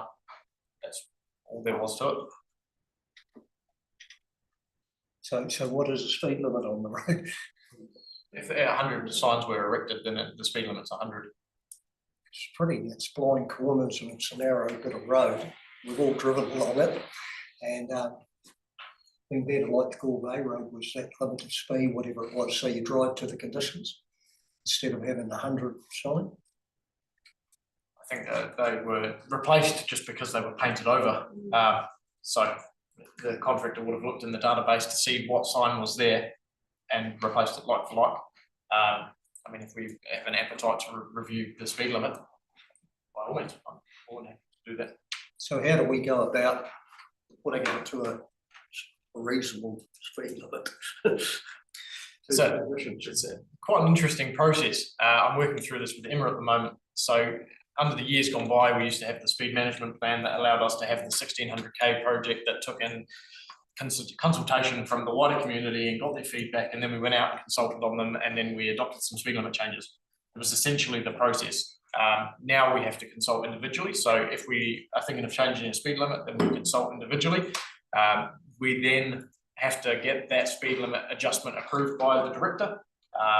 And with the current government's position on speed and efficiency and the other setting of speed limit rules that they've made, I think it would be a challenging exercise. I'm all for kicking the can down the road. I think there's other areas that we've received some feedback from the community around wanting some speed limit changes. So we've reinvested in the 1600K map that you could submit feedback on, and we're going to manage that in RAM as part of our like BAU. You know, we've received a request for this road to have a speed limit change, so that we've actually got some evidence to say, oh, these are the roads, this is how many times we've heard about this road. And then we can come to council with a hey, these are the roads that the community is suggesting that we So we'll bring it up at our this week's community committee meeting. We have a discussion about it. We could put a recommendation into council or whoever to look at it. Do you think that'd be the best? I'll talk to the representative from up there. Hopefully she's at the meeting and she can speak to it. The show that, yeah, that makes perfect sense if you build up a body of work rather than any jerk on each one. What's going on around the schools and all that sort of thing? That's something completely different, isn't it? That's coming down from above, and that's just what we do as we're told there. But what I'm saying is our roads, we've still got some leeway to change if we can justify it. The hard part will be convincing the director to lower speed limits. I mean, this government does not have an appetite to lower speed limits. In fact, the opposite. You'll see the Southern Motorway is now 110. So there would have to be some relatively good sound data to warrant a speed limit reduction. I mean that through like crash data, through near misses, through that type of reporting. And I mean, for a lot of the roads that people have a general sense that it's too fast, there isn't a lot of that data to back it up, which doesn't make for a compelling argument. But the setting of speed limits around schools is completely different. That's a we are required to do. Yeah. So all of that work has been done up until the mapping point. So from now, I think in June, there will be a report come to council to say this is what we're planning on doing to meet our regulatory obligations.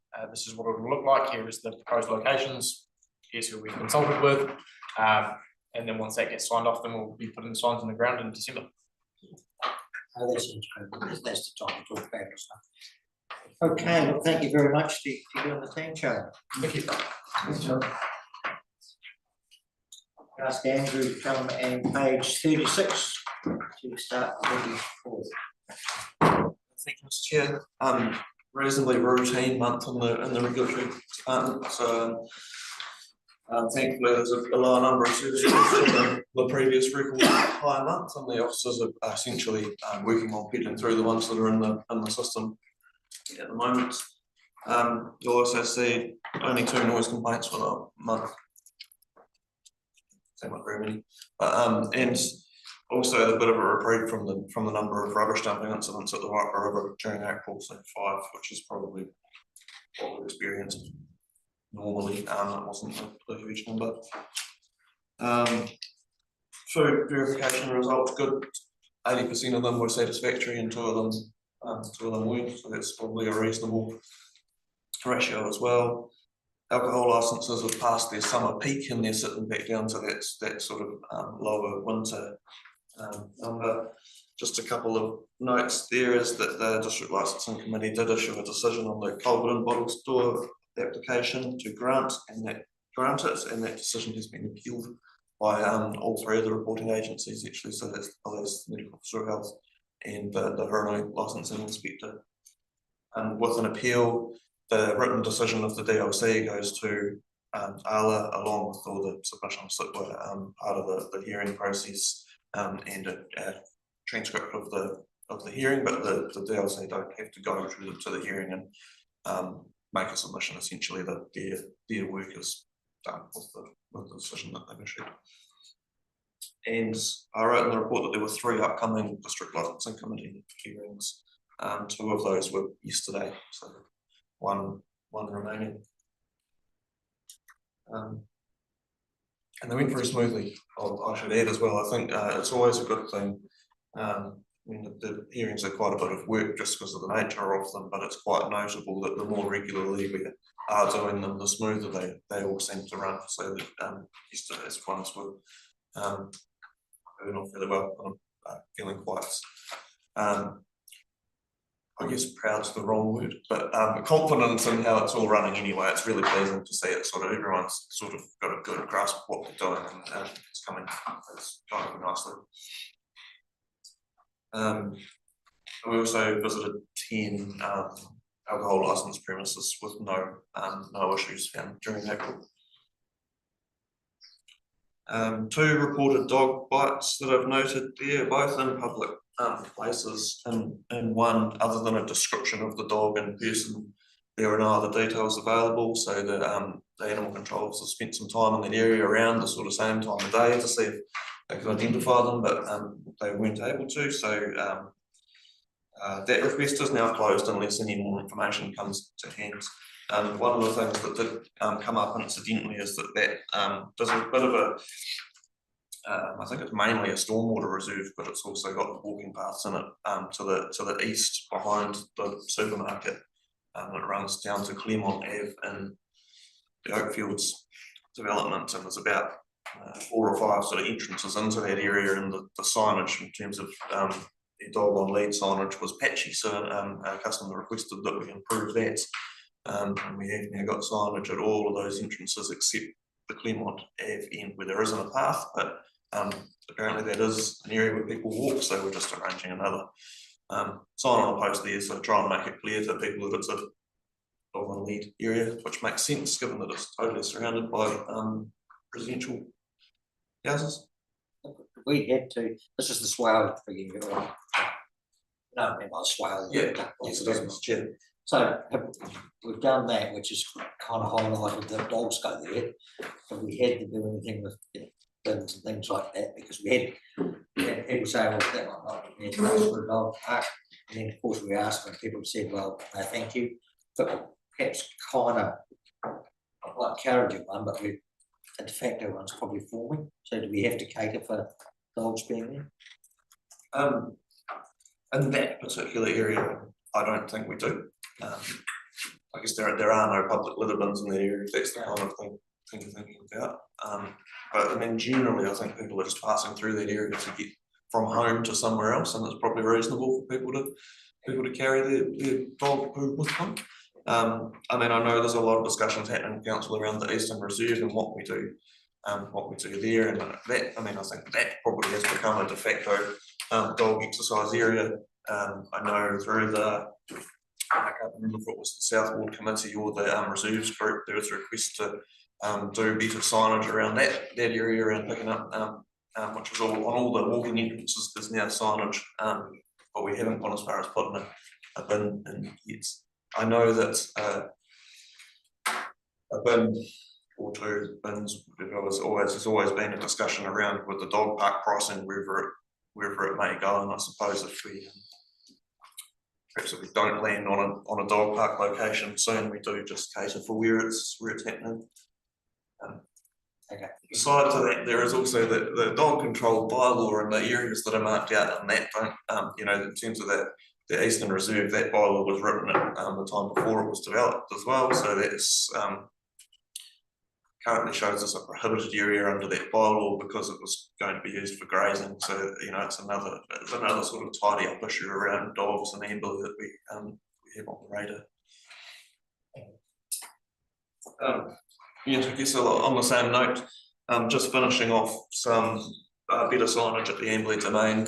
We've had requests from the sports clubs that use the sports fields around getting that better, because that's another reserve in Amberley that's pretty heavily used by dog owners for walking, and sliding through the remnants of the dog poo on the sports field is pretty horrible. So we've got that new signage up. We've just got the west side to finish off by the walking track. You just need some new posts in, and hopefully that'll help. Probably another area where if we do get the chance to do a tidy up on the dog control bylaw maps, is that what's on the map doesn't really match the way that the domain is currently used, and it kind of possibly doesn't quite work. So that'd be another thing to tidy up. Walking my dog from different parks and different areas, Mosgiel, Cardigan, well, the best with Cardigan now, we have a working relationship with him, very good. Fields, but we're just gonna have that education of picking up. You know, I can change to pick up dog poo, everyone else can, but I do think we're naive to think of I'm gonna cart it home. So if we were gonna go in the green $14,000 bin that you've got out there to cart away, or you actually put some dog bins out on the walking paths, because you only got to go around Amberley and there's a lot of dogs being walked, and we're probably walking for our mental health.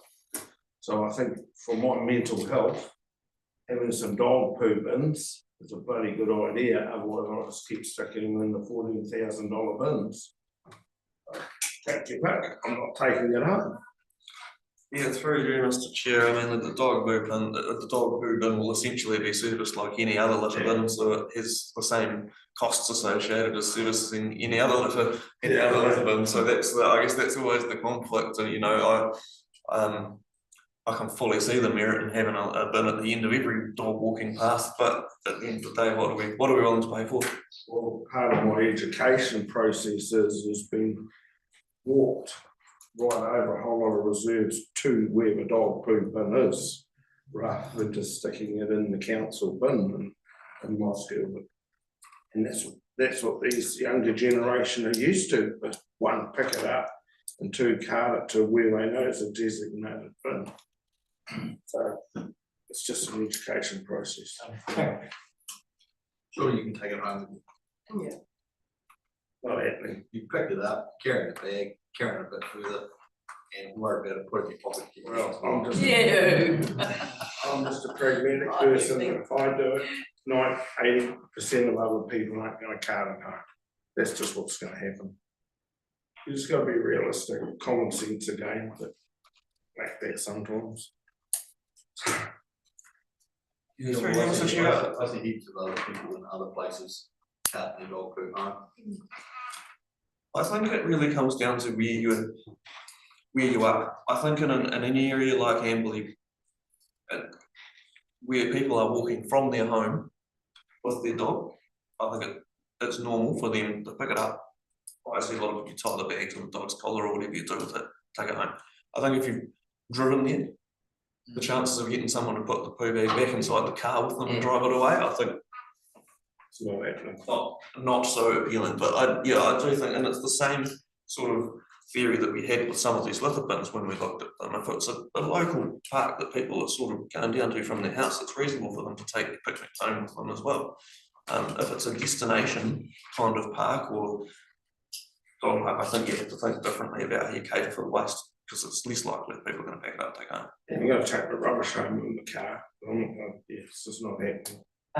Not a subject I want to dedicate too much to, but I just wonder, is there any difference between, I mean, I might learn something here. I've got bins around the town that people aren't going to differentiate. They're going to go to up bin. Do they get treated any differently, or do they all end up in the same truck?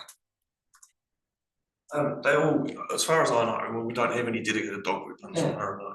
They'd be picked up by the same contractor and end up in the same truck, and it's possibly more desirable to have a litter bin with a few dog who spread through it than a massive, solely, I don't, you think that thing, when it gets squished into the compactor truck's pretty, We'll change the bins, you might have a question to change the I subject. see actually mirrors in what Dave's saying about over in Hamner, because there's quite a few day trippers.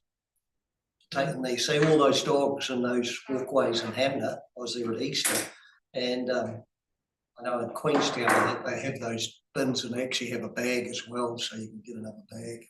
I just think in some places it would be of merit, and we did have a credit in our dog account.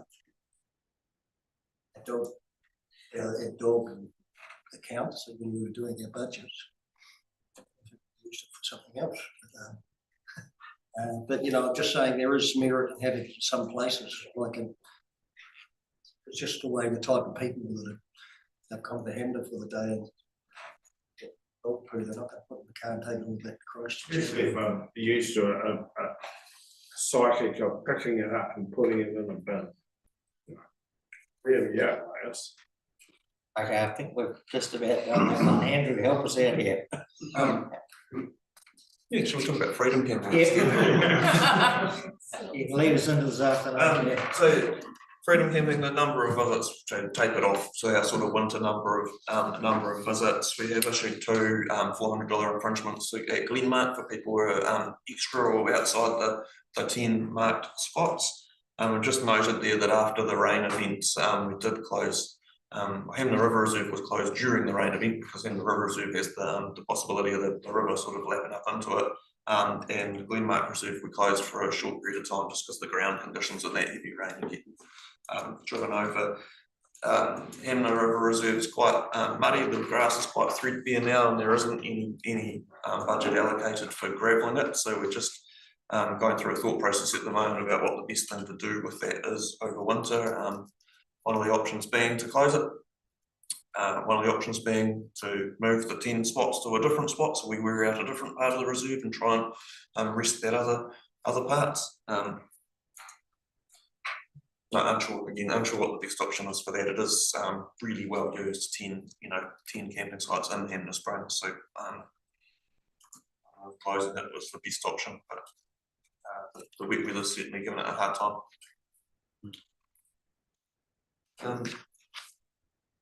There's too much more to talk about in regulatory unless there's questions. So move to waste.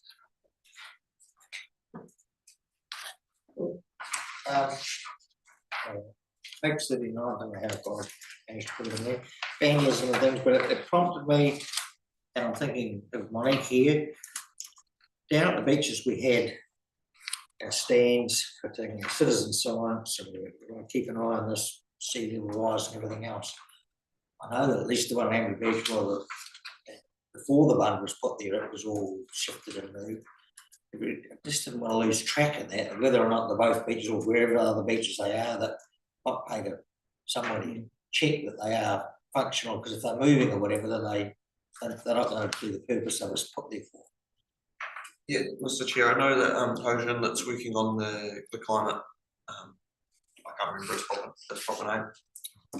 I think she's aware of them and where they are. I know the one at Gore Bay was vandalised and has been replaced. So yes, we will keep an eye on them. I think that policy team that are involved in it are well aware of them.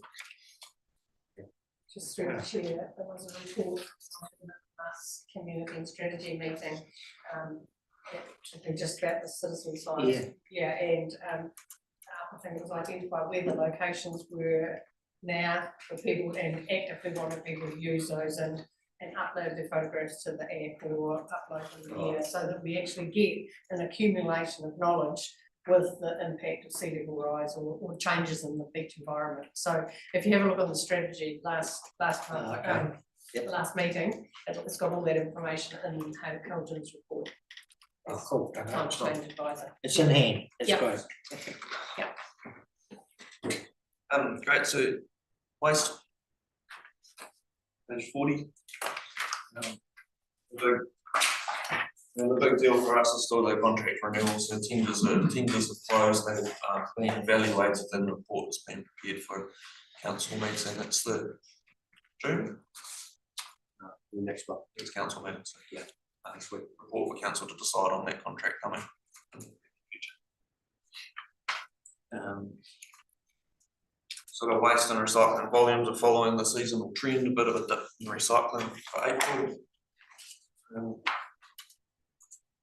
And you'll see on page 42 there, we had the Easter and Anzac Day, the 2 weeks, quite challenging for the collections because of the 2 short weeks in a row, but they've got through. There was a slight reshuffling, but got through all of them. And on one day, they put 2 trucks out into two different areas to make sure that the collections were still done on schedule. No issues and no complaints of missed collections were reported.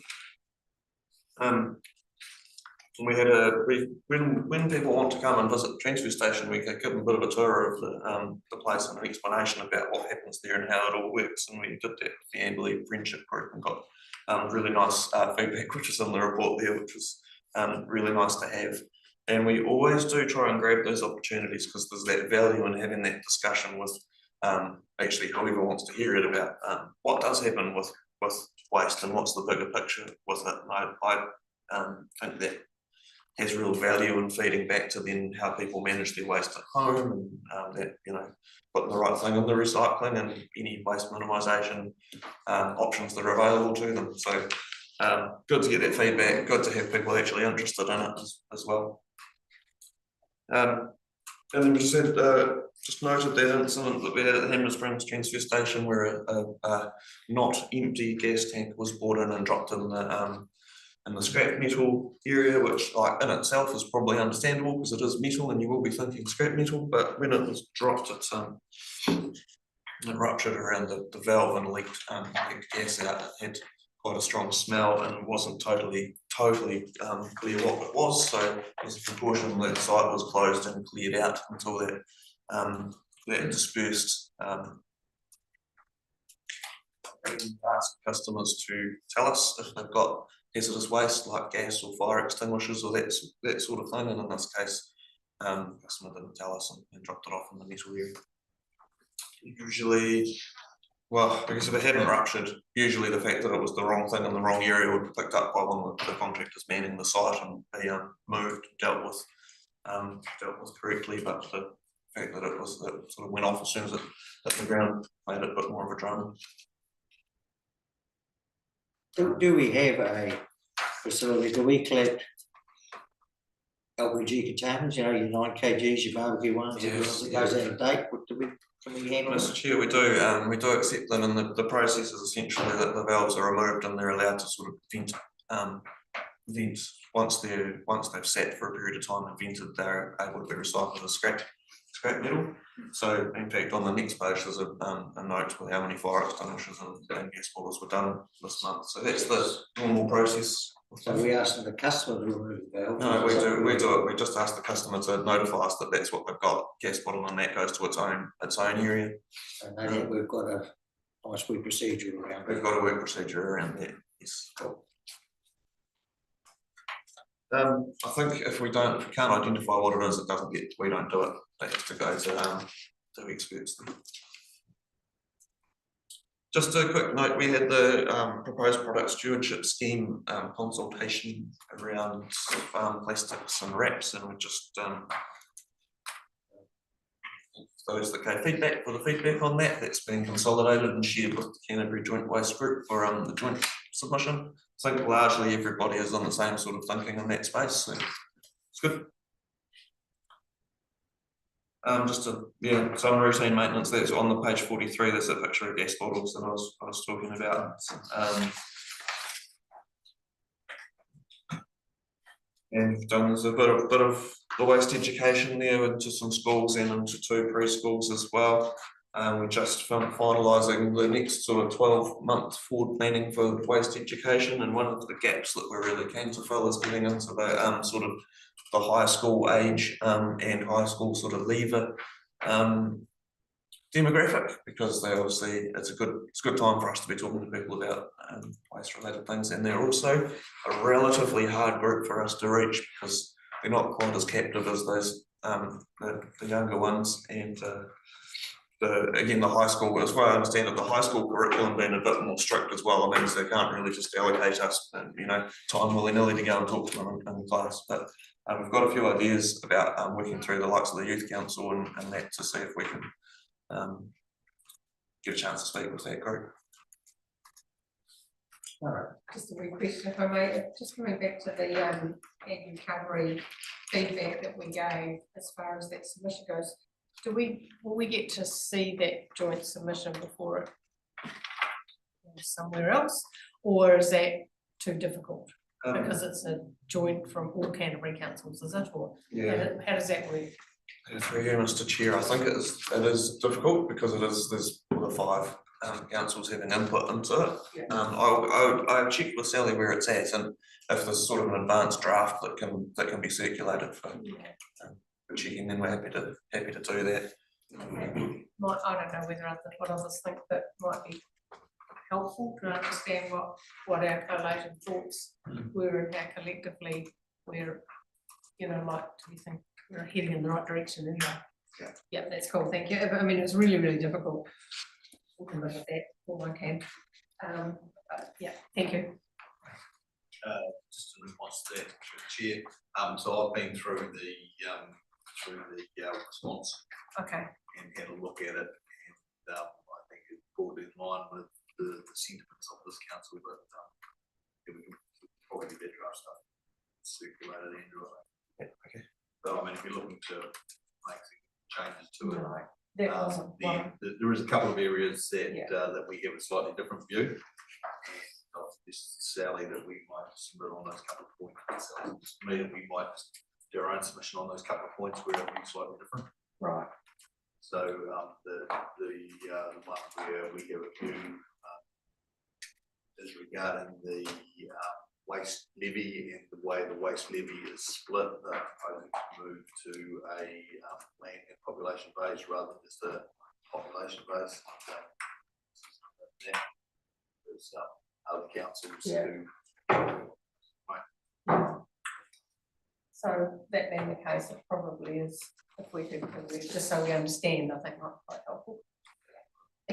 Just to be clear as well, I think there's two different things open at the moment. One is farm plastics, and one is a broader waste minimisation act tweak. I think I'm thinking about the farm plastics one, the one that we all contributed to. Yeah. Sally sent out a spreadsheet.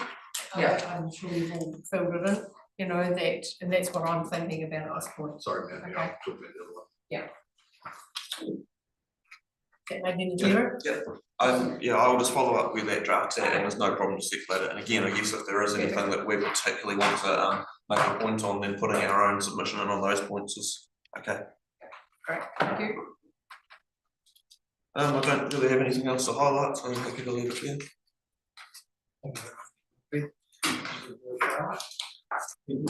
Thanks for the team. We could go to page 45 and ask you to take us through the building. Morning, everyone. The building report on page 45. As you can see on there, these are the sort of things that we have to do for IANZ accreditation, and we're through those. So progressing those, our next IANZ audit is next October, so we've got a bit of time to get all those ready, but we're progressing through those. Page 46, we have building applications coming in, quite a bit less than the same month last year. April was well down. But if you look at the issued, it's exactly the same as last year, so potentially May will be a bit quieter as far as issues goes. Kerry, could I ask there, is that across the whole of Huronui, or is it saying Hammer dropped or Amberley dropped? I would have to check on that, but it feels as though it's a lot across the whole of Huronui. Generally a lower level of consents in both our main towns in Amberley and Hamner, where the most building activity occurs. Rural activity is still happening, but the towns are just a bit slower. Yeah, in a general way, but I can get that data exactly if you wish. And yeah, just talking to our neighbours, they're in a similar situation. Everyone's just a bit quiet on the building front. Kaikoura and Waimakariri wise. The processing time for building consents are about 12 days average, and I've just split it down there to give you a bit more data there. We're getting 14% out in 0 to 5 days, 30% out in 6 to 10 days, and 24% out 11 to 15, and 31% out in 16 to 20. So 16 to 20s are probably around the dwellings, and the 14% of 0 to 5 probably around the wood burners and sheds, and everything else is in between. The page 47, 2 of them have seen, well, they're all wood burners, but 2 of them in particular, I've got my big pen out, and I don't think we're too short to see ones like that too often with 100% compared to the year before. Yeah, But some of those are great results. thank you. Yeah. Yeah, the building consents have been 100% on time as well. The CCC's have been 100% on time. That's one of our key performance requirements, is to have that done 100%. So yeah, it's should be able to achieve that. Over on page 48, the CCC processing time is also around about 12 days average, which is pretty good. We're improving on that every time. We're still getting around about 81% of consents issued with RFIs, so in other words, requesting further information, which is still quite high. The inspections are going pretty good. We are passing more of them and working with our contractors more by passing, not complete. In other words, checking things on the next inspection rather than having to fail. Kerry, you've tried a number of things in this area, putting inspectors around to the outlying suburbs, whatever you like, the areas. Is that work, or was that not picked up on? Or? I think it does work. I think getting out there does work, and also our inspectors working with them now. We've got some really good guys out there now, and they're working with the builders really well, and they're sort of letting them know what they need in advance rather than having to undo things. So that really helps, saying next time we're going to be looking at this and this, and that really does help them, you know. Yeah, so yeah, having a good team and being consistent, yeah, really helps, and that's probably what it shows here is less fails, more pass stock completes, which means, you know, yeah, we're not having to come back and re-inspect and charge them an extra fee, which is kind of what we don't want to do, if at all possible. The total value of building work though did increase in April so it sort of says that building work is still quite expensive, less being issued, about the same about being issued that month, but more cost. Saying that, that was compounded with 3 apartment blocks that have been issued in Hanmer in the same month. So there's which is a bit unusual. Over the page to page 49, we issued a couple of notice to fixes in the last month for shed converted to a dwelling and a carport over the minimum size for exemption. And certificates of acceptance coming from those type of jobs. They're still coming in pretty consistently, trying to sort those out.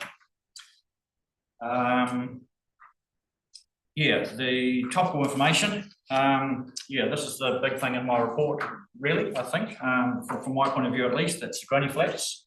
And your granny flats, there's a government proposal out there for granny flats at the moment to allow them without a building consent or a resource consent. And so they intend to issue a building exemption and a resource management exemption. And which basically means that if they fit certain criteria, you'll be able to build a granny flat up to 70 square metres, single story, on any property in the Huranui. And it won't need a building consent or resource consent.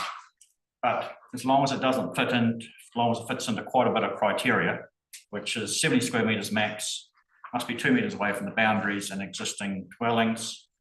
It must be a new building, can't contain a garage, must be classified as housing, no higher than 1 metre off the ground, no higher than 4 metres above the floor level, must have lightweight roof, any sort of cladding, plumbing and drain line must be done by craftsmen people, must connect to council services if they're available. If they're not available, they're able to do a septic tank and effluent field system without a consent. Must have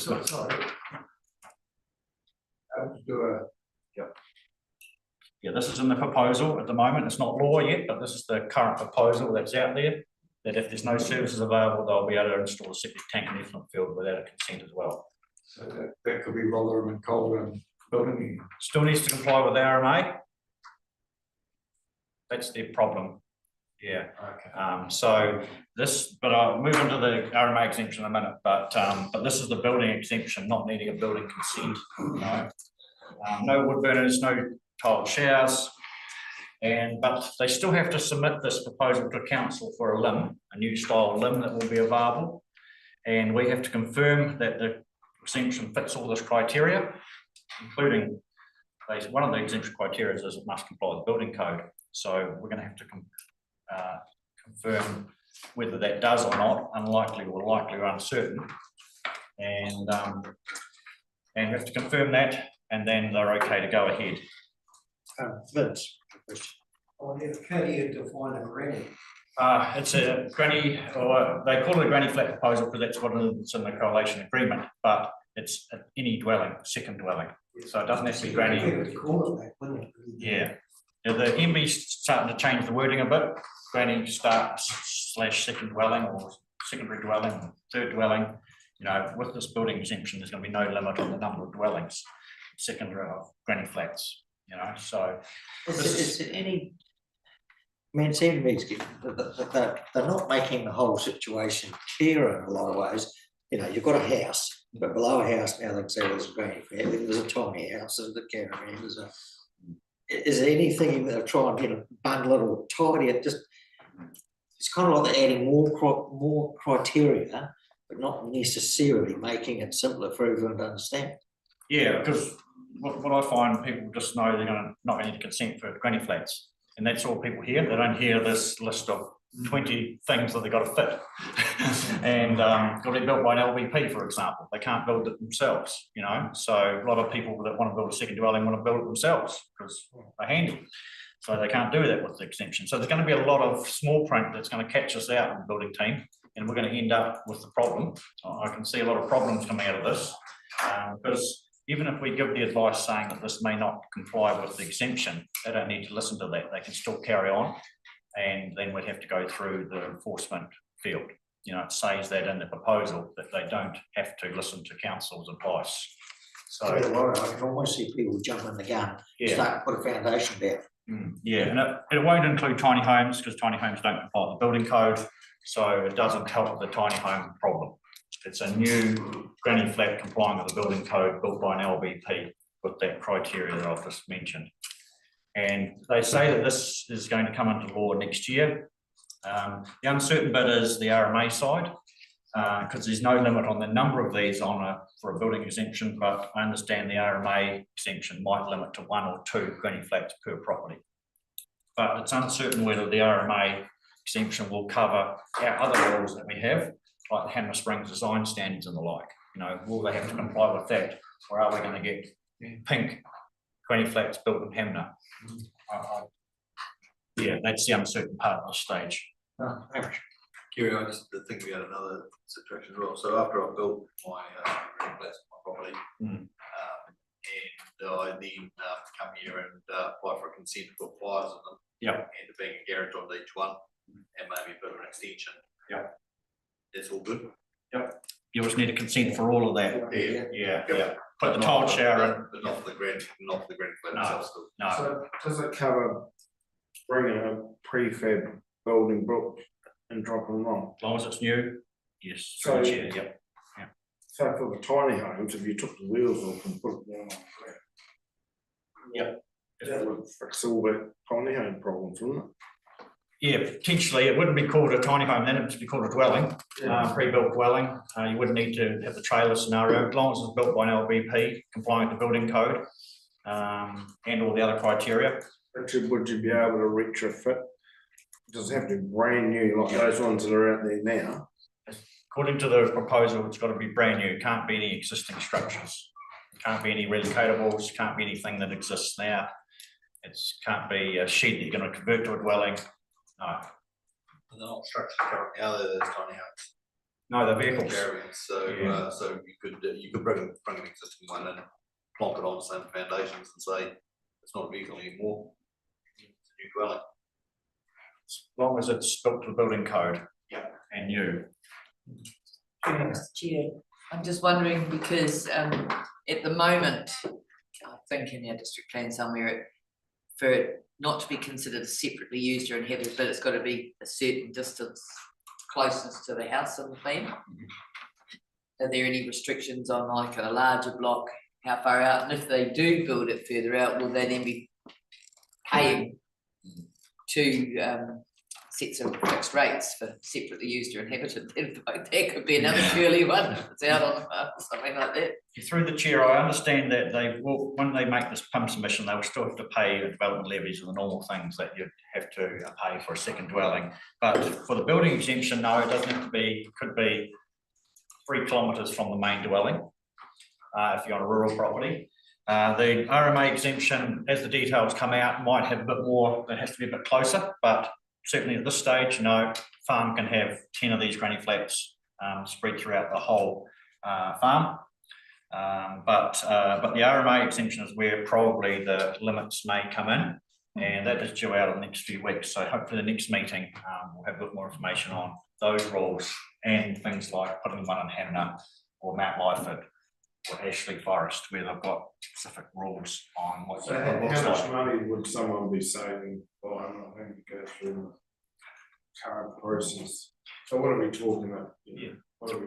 Through the chair, the building consent price for a dwelling is $5,500. So that's what they'll be saving. In a perfect world. But you're going to charge for something for.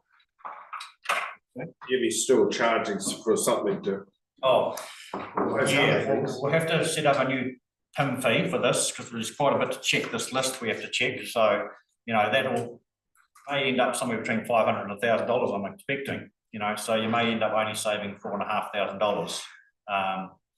But yeah. Cost for council may be more because we're going to be following, because it says an exemption that the council still has the same enforcement powers. So a homeowner who's not happy with their build could ring up council saying, can you come and sort it out? And we haven't charged anything for that. So it could be compliance costs for us. Because I am expecting, because as I said, 85% of them consents come in and need RFIs and 20% of inspections fail. So that's going to continue with these granny flats. That there's going to be these non-compliances that homeowners are potentially not going to be happy with. And if the builder doesn't fix it, which they should, if they don't, we'll get involved. So what's the main purpose, do you think, of the whole thing? What's it going to try to achieve? I don't think we're going to suddenly see everyone pulling granny out of the old people's home and putting that back. Could be an explosion in Airbnbs, I could see that.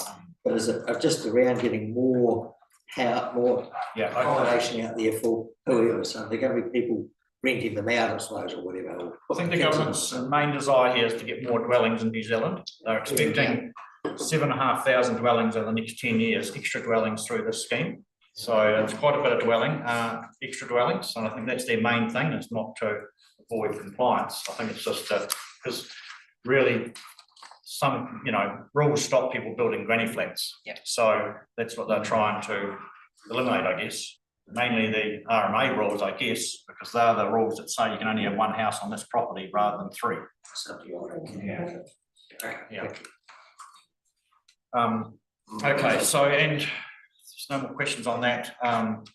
We're also trialling 24-hour consenting with a housing company in Amberley, and which is going quite well.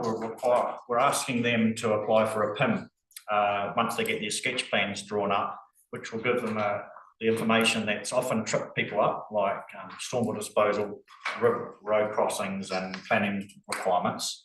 And so they'll get an early heads up of any of those issues that they can sort before they apply for their building consent. And then there's normally a couple of weeks before applying for sketch plans and drawn up the main plans. And then they can apply for a consent through our 24-hour process, and we can process that in 24 hours. And we've got 2 consents through at this stage, and we've just done another 2 in the last few weeks. And it seems to be working quite well. The housing company likes it because they can guarantee a start date. So they know that all the main issues are going to be sorted before they apply for their consent. And it's just building code matters to be resolved, minor things normally. and we normally resolve those in the day. And so they're saying, oh, we can know when we can start, because they have their contractors all lined up and they can almost guarantee that they can start 24 hours later. So I've had quite good feedback from the contractor, so I'll put a few more through this system in the meantime to see whether that will work, and then we'll make it available to others, because it's working quite good for our team as well, because our PIM people can sort out all the issues early on without the pressure, because often we get a PIM and consent all together, and there's a lot of hold-ups that clients, holds clients up. So we can get those sorted out a lot earlier, and then we can not keep moving. So hopefully that'll work out okay. It's sort of, I know I've been talking about this for quite some time, but this seems to be the better system that we can get a lot of those things ironed out. And over on page 50, we've got some lovely pictures of building inspectors doing building inspector stuff. And they did a visit to the fire lab in Rangiora, which has got a new setup there where they test products and firewalls and penetrations for firewalls and things. So Rangiora's got a great new building there. And we're also assisting Kaikoura with some more of their technical jobs while they build up their competency. So Nigel help them out there. That's the end of the building report. I can move on to property. There's no questions. Page 51 property. You can see all the jobs that they're working on the planner, which I think I'll take that as read unless there's any questions on any of them. There's quite a number of capital projects and maintenance projects that they're working on, leases and licenses, and that sort of thing. But if there's no questions on there, I'll go to page 53, and you can see the number of limbs that are issued, which is around 60, which is still relatively high, which means there's still sale and purchase agreements happening out there, which is good. The social housing waitlist is still quite high demand for our Amberley units and low demand for our other areas. The occupancy rate is almost 100%. There's only occupancies in between tenancies or when we're doing maintenance on units. So that's good, they're all full. And page 54,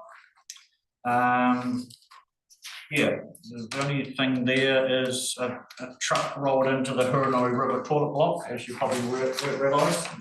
And well, the driver was in it, in the toilet block. So a bit of a scary experience for him. But good Samaritan that noticed our Facebook post and was there at the time, and that's how we found out what happened, because it was a bit of an unknown thing how this toilet block was damaged quite seriously. It is quite badly damaged, yeah. But yeah, someone noticed that and helped us find out that friendly truck driver. So yeah. So, and also on page 54, there's a little bit of maintenance and works we've done inside social housing and the like, some water leaks, some normal stuff that happens. And over at the Amberley Library there, we tidied up the generator power cable there that was dangling, but it's got a permanent connection there now for emergencies. And in the YR residential units, we had some lift points from when they were relocated there and they started leaking. So we've got some new boots on those to stop them leaking and dripping into the bathrooms. So that is property, unless anyone has any questions.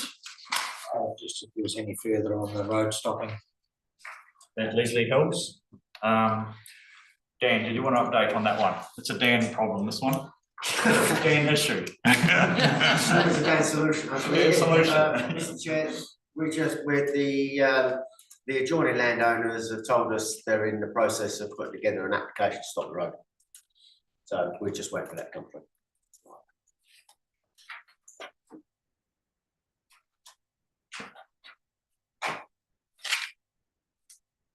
You're over the page. Thank you.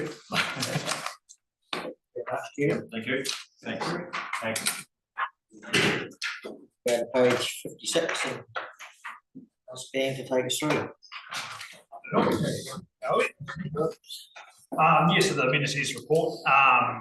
Yes, I guess the planner sort of contains the detail which is further on the report, but I guess overall it's tracking pretty well and everything's as planned. So I'll just go through each page and sort of highlight some of the detail from that. So yeah, on page 57, The CSRs are sort of trending down as we go towards winter. Yeah, seasonally they always seem to go down numbers. That's which is pleasing to see.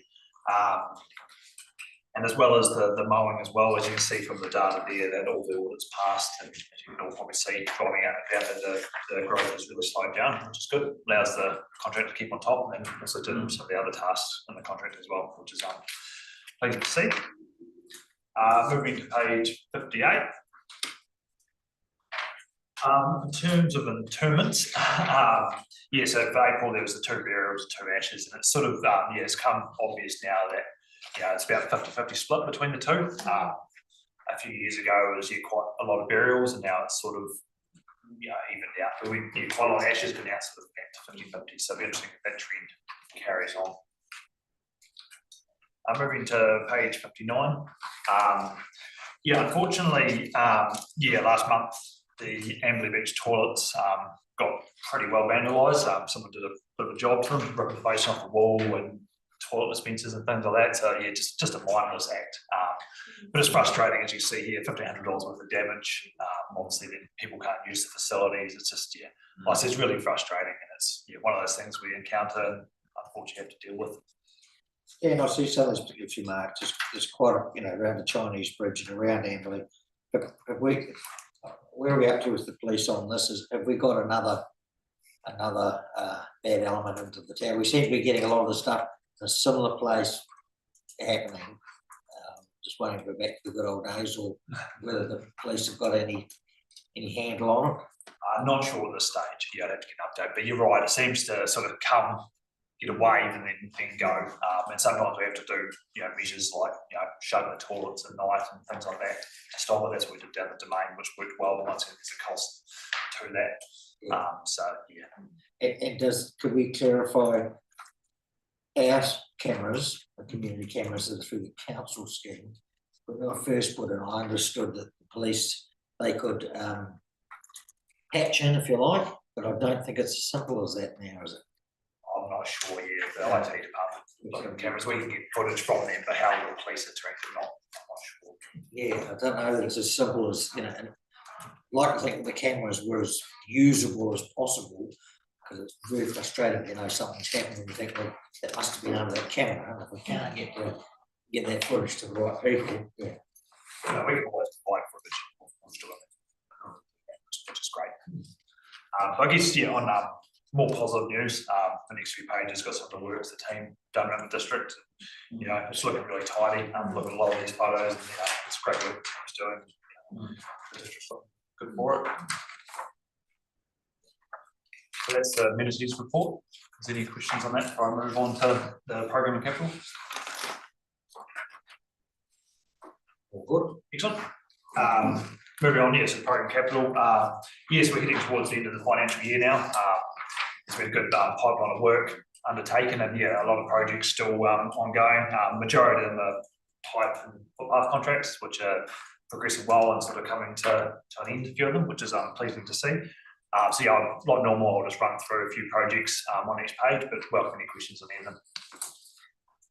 So actually I'll start with the first one, the water main, which is going down Amberley Beach Road, and also Hursley Terrace. Hursley Terrace has been shut over the last week, 10 days.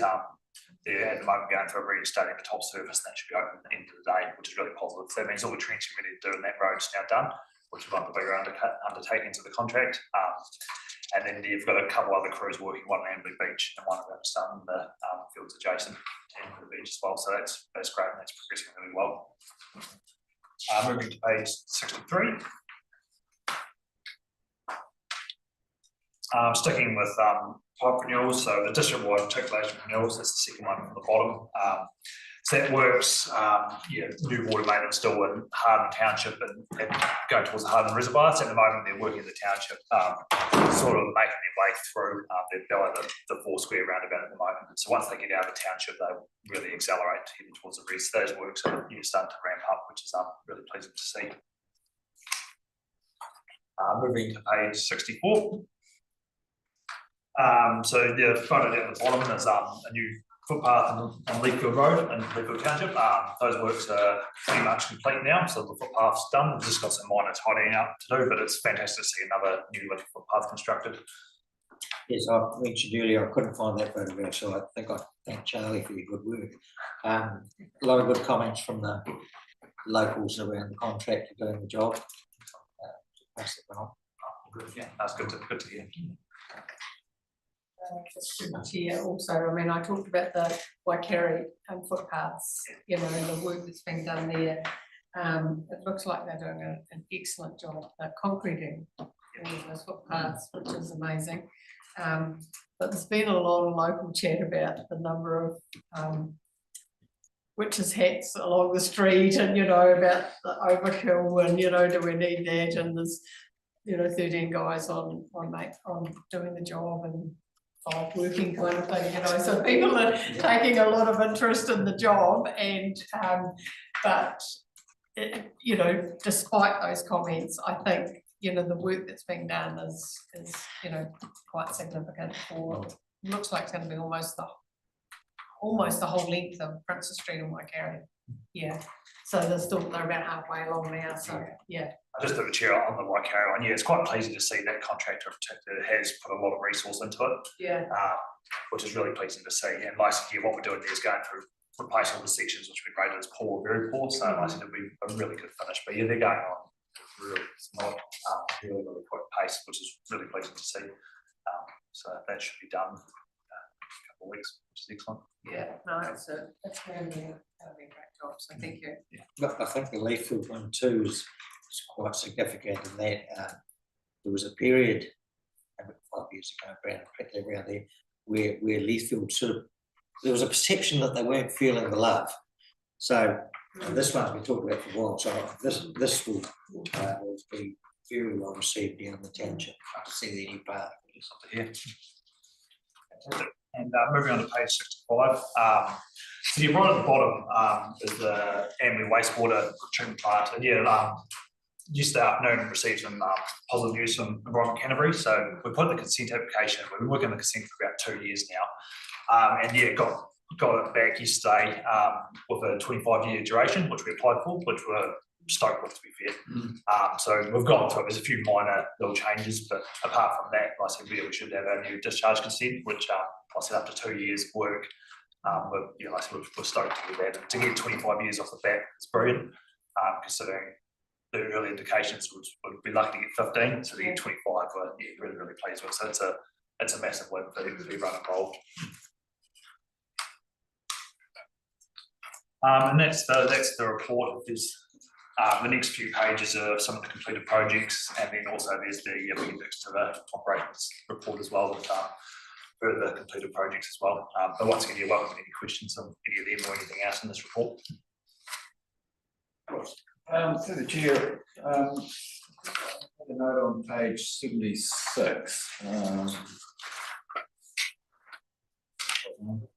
Just regarding civil defence equipment, and I know we've got a wee issue with we've got a civil defence generator at the moment coming out of the fire shed, and it's not the shed has a plug on the outside, so you can plug the generator in, but trips the fuse.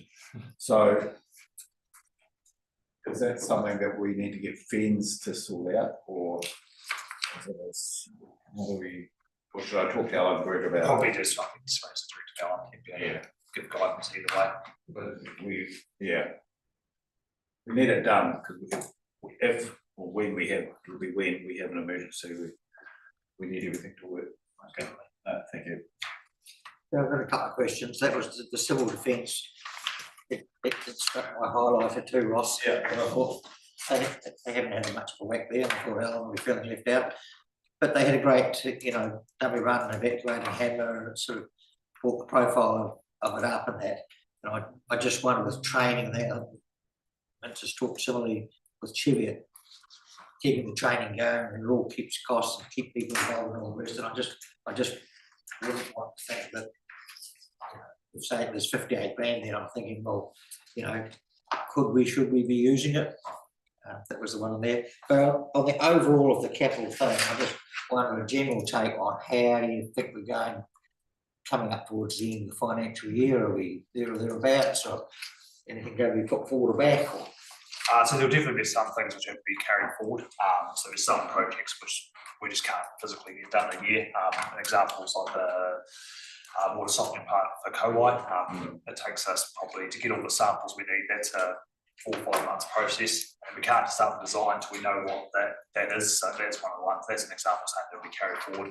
And there's some construction stuff which we just will be there or thereabouts. We'll just need a bit of time to finish. There'll be a wee bit, but not a massive undertaking. We're talking in terms of capital. I said 8 to 10 projects. Yeah. So no. It's also just worth it pointing out, Mr. Chair, as well, that all of these aren't capital projects in their own right, they are capital expenditure. So some of the things like pump renewals, manifold renewals and all those, I mean, if we don't need to spend the money, we won't. So you're not going to see these all just get ticked off, because like water modelling is another good example. We only do it when we need to do it. So if we never get ticked off in its own right, so with any luck we'll be under those numbers, but it will be a reoccurring thing, just a capital expenditure for next year and year after year, so on.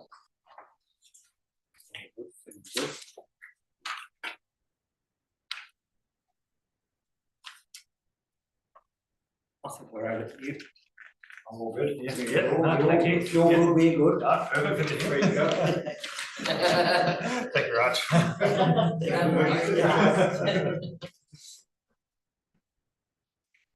So that takes us on page 78 to our. Sorry.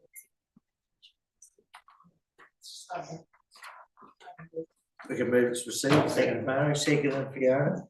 Yeah, And okay. and thank you very much for Natasha for keeping me on the straight and narrow again. You've done a great job today. So now we can go to the operations action sheet. But it's full with one item there. But it does say we're going to get an update coming to the 20th May meeting. Well, they put your name on there. This one, there is a meeting going to be organised for, so Reg is just on leave at the moment, so Reg, the landowner, and Alex are going to go and walk that line, and they're going to go and discuss a course of action. So in another couple of weeks, I think that Reg is back, they'll sort that out, and then I'll give you an update next week. Very good, very good. Is there anything else that people would like to see on there, or important enough to go on an action sheet?